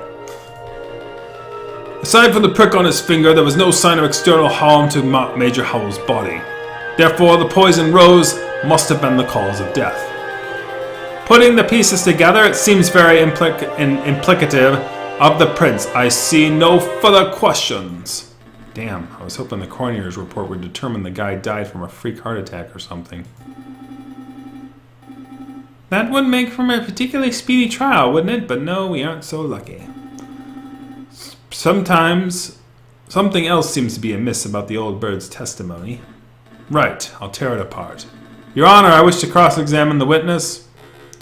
Falcon, was it? Don't waste the court's time. A high-ranking police officer would never lie on the witness stand. I wouldn't accuse the inspector of lying. I just wanted to make sure that every base is properly covered. It sounds like pointless nitpicking to me, but I'll allow it. For now. Go on, Falcon. Do your cross-examination. Select a statement. 10 o'clock, Major Howell with a rose in his hand. Inspector, you say that the coroner determined with certainty that Major Howell was killed by poison. Correct. He said the symptoms were textbook. There's no possibility of death that was natural.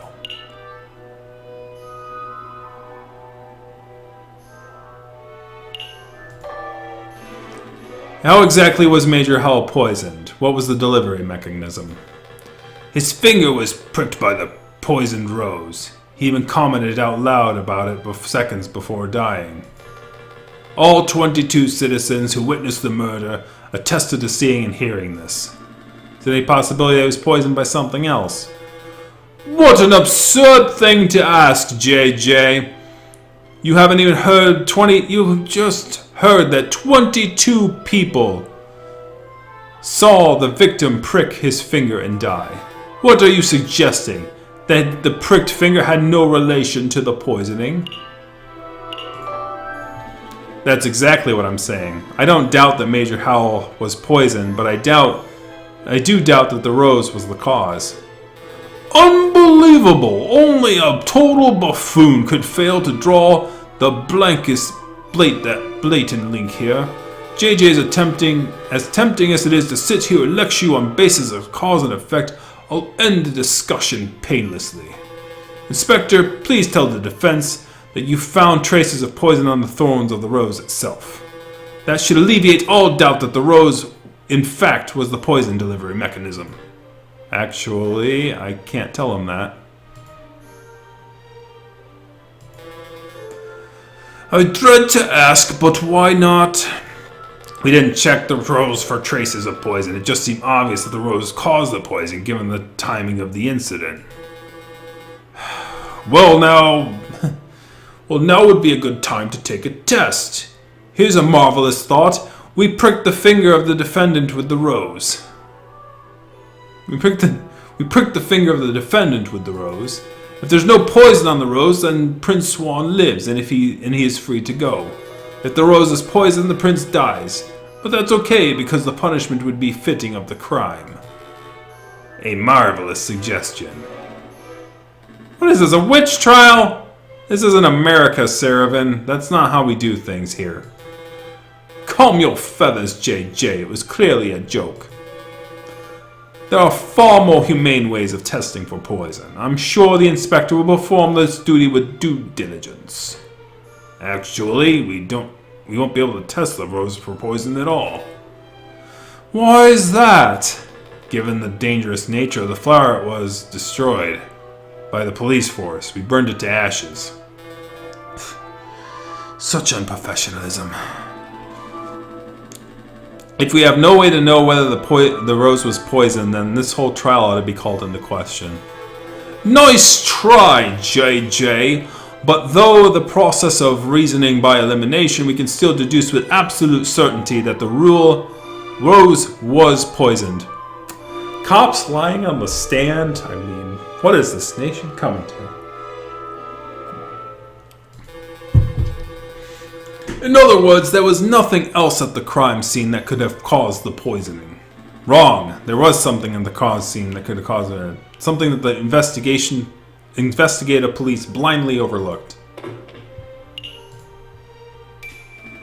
Look at this. Look at this. What's this? What's this? What am I supposed to be looking at? It was the paper wrapper of a piece of chocolate.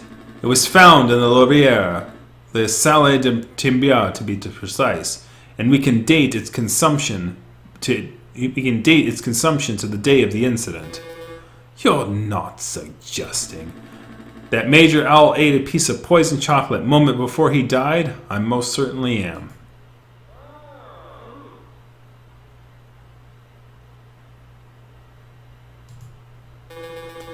Did you say this wrapper at the crime scene yourself, Inspector? The police force did not have time or resources to trawl every piece of trash at the scene, I'm afraid. In other words, you overlooked it. Astounding unprofessionalism. The prosecution has every right to be disgusted. What a disgraceful display, Inspector. God dang, this poor inspector, like, every time he comes into the courtroom with me, it's like he gets reamed. He probably don't like me very much. I offer your apologies, Your Honor. I don't want your apologies. I want you to do your damn job properly. Get off the witness podium before I kick you off myself. As you wish, I take my leave. Until next time, Monsieurs. I'm gonna kick this Falcon person's ass. So let me get this straight. This chocolate wrapper was found at the crime scene. Correct. And you have reason to believe it was consumed on the day of the incident. I do. I have an expert food taster witness who will testify if need be. You have a foodie witness? I don't recall anyone like that. Who on earth were you talking about, Falcon?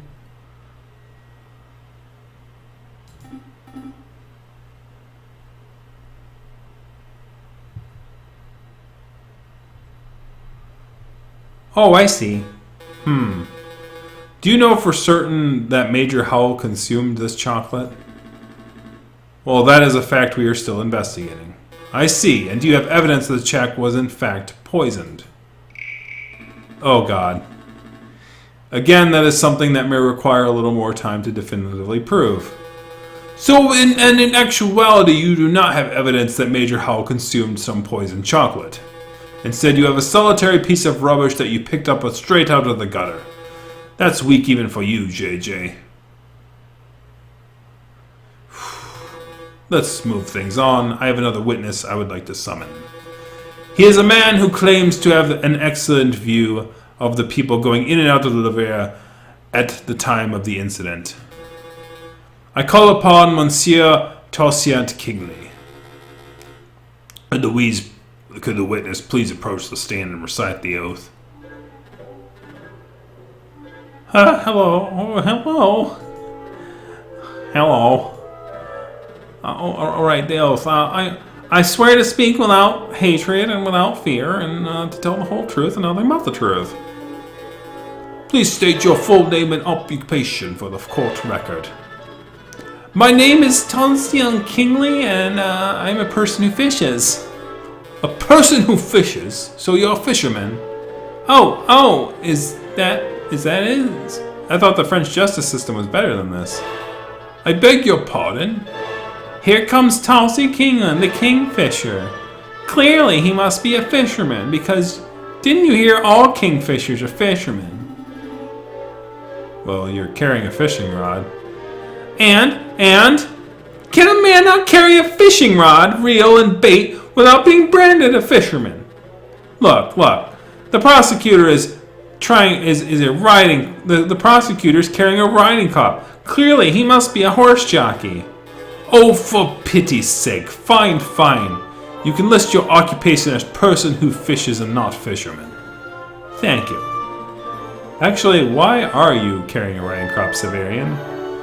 I never seen you ride a horse. I don't know, JJ.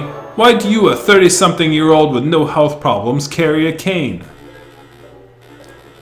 This is veering far, of course. Could the prosecution please get back to the questions? Of course, Your Honor. Monsieur Kingley, is it true that you were nearby the Aviary at the time of the incident? Yes, I was sitting upon the railing at the Pont d'Arts. The Pont d'Arts? That's the bridge. That's the new bridge that's just a stone's throw away from the Aviary south entrance, correct? That's right.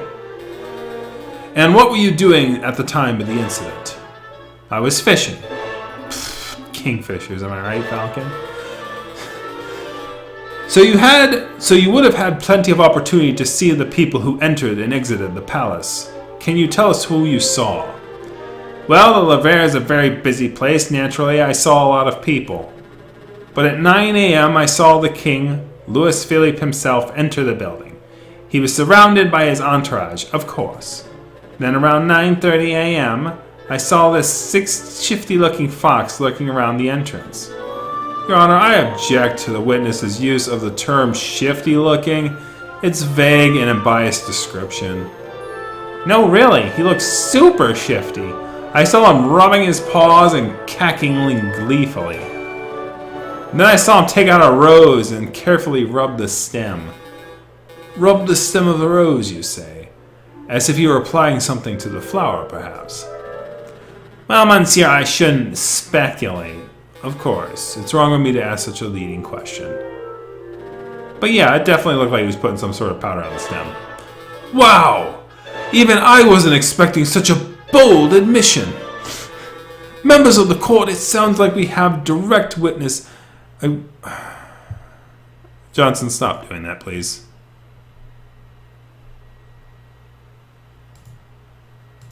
We saw the message the first 2 times. Thanks. Members of the court, the defense claims that the rose was never poisoned, and yet here we have a man who saw the poison with his own eyes. I smell perjury. You do? No question. He saw a shifty-looking criminal already, poison cackling at the scene of crime. That's not believable at all. I think you may be right. I wonder if I have any evidence that calls Tourette's stories into doubt. Your Honor, I would like to cross-examine the witness. Really? This nonsense again? You just heard the witness directly describe your client readily poisoning on a rose. What else is there to question? I'm trying to uncover the truth, Your Honor. Oh, fine. Do your thing. Go on, Falcon. Go make a fool out of yourself. Hey, last time I cross-examined, I got something. It's like the statement to question. I'm sitting at the bar at 9 a.m. I saw the king's on his entourage. Some sort of powder. What kind of evidence do I have?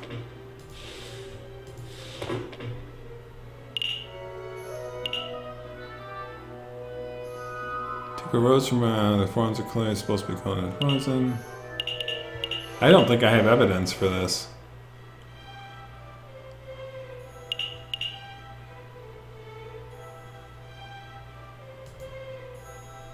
Page 44.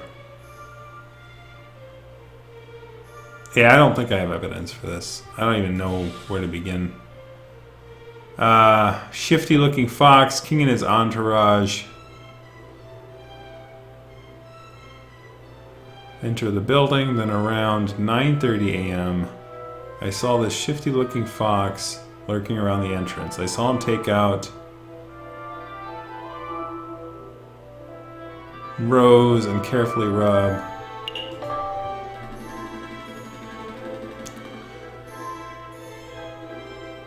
It is a plant. But I don't think I have Wolfbane as evidence though. Like, so it's not like I can say it though. Monsieur K, you say you were sitting upon the railings of the ponds in the morning of the incident. Yep.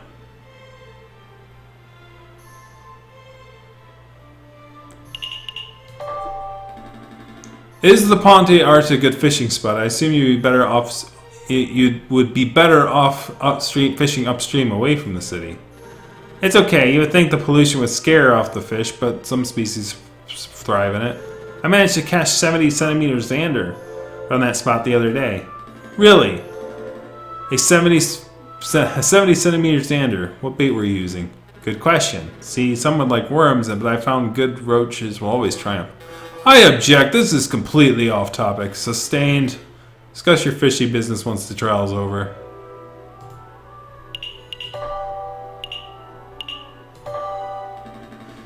Monsieur Kingley, you have a good view of the Lavrea's south entrance, don't you?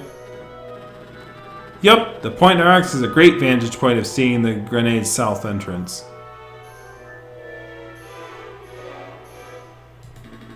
What about the other entrances? The other entrances? You mean like if you were entering the Ptolemy's Gardens and the Paris de Calceo? No, I couldn't possibly see those areas from the bridge. But of course that isn't relevant. Monsieur Kingley witnessed the Prince entering from the south entrance with the flower in hand. That's what counts. What if Prince Leon didn't enter from the south entrance? What do you post to reach from the gardens?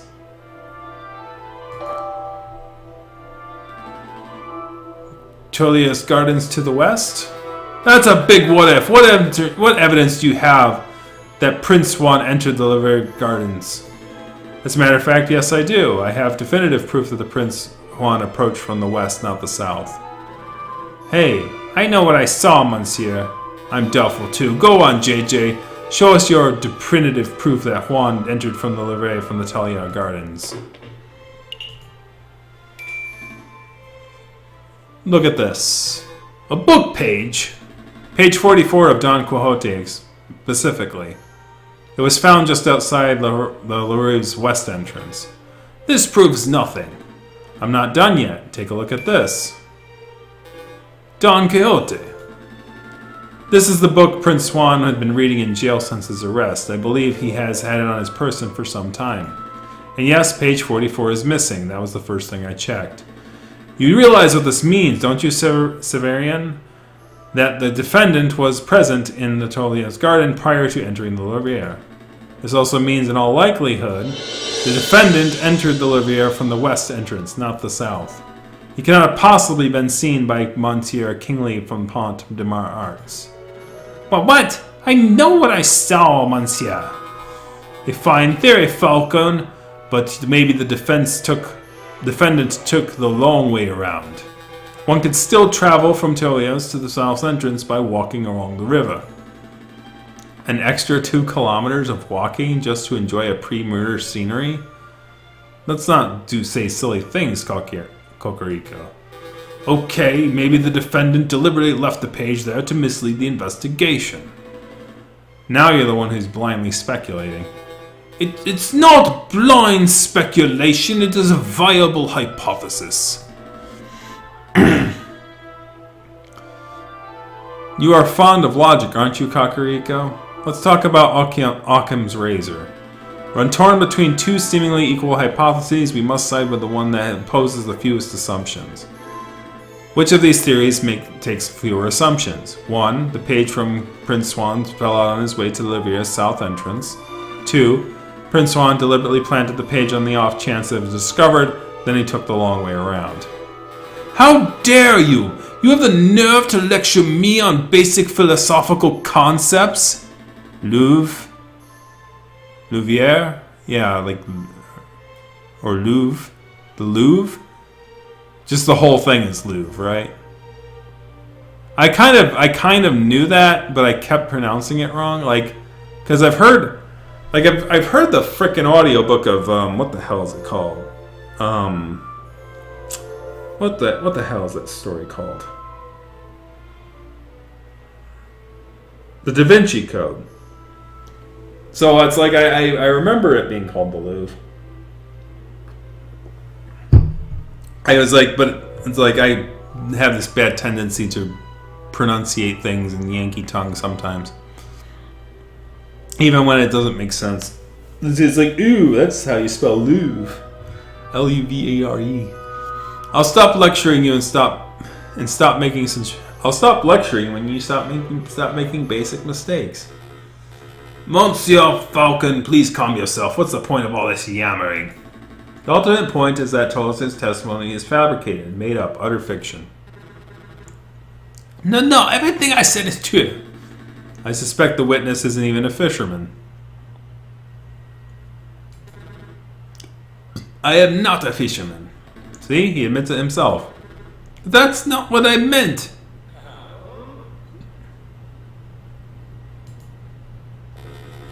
Prosecutor, you have something that will put this arrogant falcon in his place, don't you? I must concede.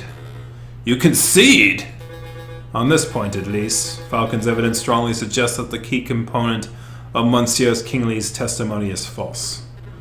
Ah, no! This means that the Prince Swan is innocent. This doesn't mean Prince Swan is innocent, of course. All Falcon has demonstrated is that this particular witness is unreliable.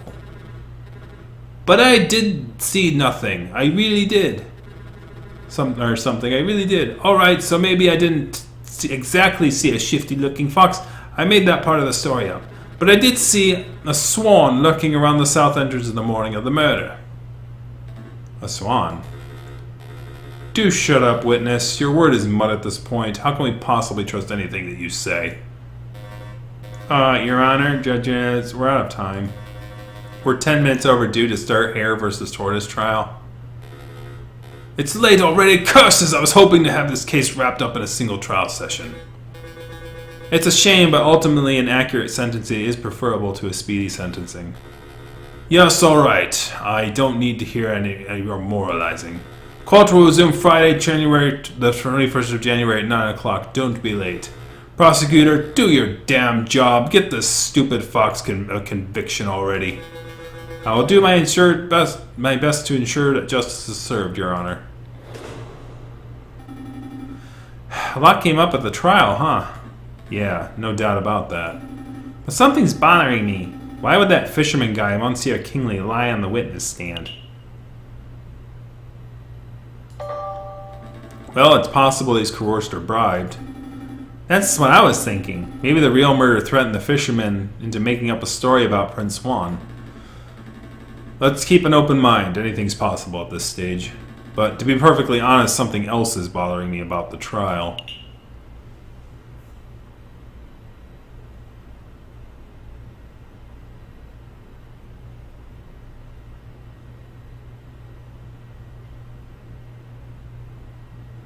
Well, the judge thing was a concern. The thing about the judge, though, is like that wasn't even supposed to be the scheduled judge. I don't know if he came in before the trial began, Tom, but like he was definitely not supposed to be the judge on the case. Judge Romulus, he was acting without a shred of professionalism. He obviously is more interested in securing a guilty verdict than he's discovering the truth, but why? Maybe he has a vendetta against the Spanish royalty. I'm not so sure. There must be something else at work here. Excuse me, Monsieur Falcon. Oh, no, him. Sorry to bother you, but this letter just arrived. I think it's for you. A letter for me? I wonder why it wasn't sent to my office. Have you been demoted to courier status, Rupert? Oh, hush, Sparrowson. I don't need to be pitied by your first-year dropout. Oh, good comeback. So what does the letter say, Falcon? It's a threat. A threat made out with cut-out newspaper letters. Whoa! I didn't know those things existed. Let me see. Falcon. Stop your investigation or there will be consequences. Scary. There is no question that this letter originated from Major Howell's murderer. He or she must be aware that we are getting close to uncovering the truth. Sounds about right, but why would the person write with a cut-out newsletters like this? Masking one's handwriting would be the most common reason. Although I can't help but wonder why they would even bother since we don't have any handwriting samples to compare to. We're still going ahead with our investigation, right? Oh yes, absolutely. If a lawyer were deterred every time a threatening letter, they would not ever get any work done. Besides, with only 3 days left to the next trial session, we can't afford to worry about petty things like this. Tuesday, Wednesday, Thursday. Wow, you're right. Let's make those days count.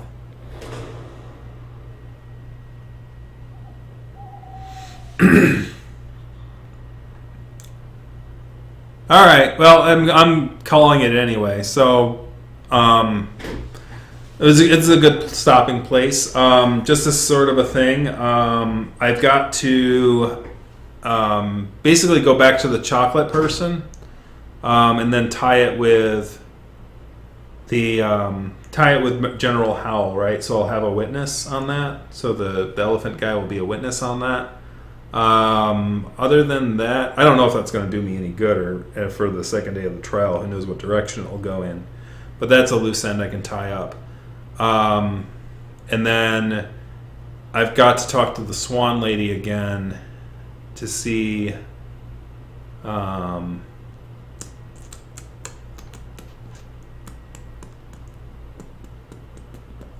if I can talk to her again at La Howell's. I'm not sure.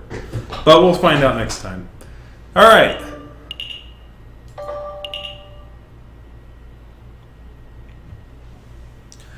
All right. So next week, it'll be an 1/6. Next week will be February the 6th. We will continue our playing of this game. It's great to do voices again. They kind of got samey at the end. I was kind of getting a little tired. It's like this is like a long set. This is a pretty long session. Yeah, we got the chocolate, the wolf's bag leg. Yeah. But basically, we should be able to continue this, and hopefully next time I'll come out with a fresh set of eyes, and rest it up a bit so I can actually get this evidence right. I mean, it's a good game. I like that they kind of threw in, like, I like how they have a second day of the trial. Like, okay, you have a second day to find all this evidence. And it's sort of how it works too, right? It's like you have new things that come up sometimes, and they make it kind of fun. So I like it so far. All right. Well, we'll see you guys next week for our next session of this. See you guys later. Have a good night, guys.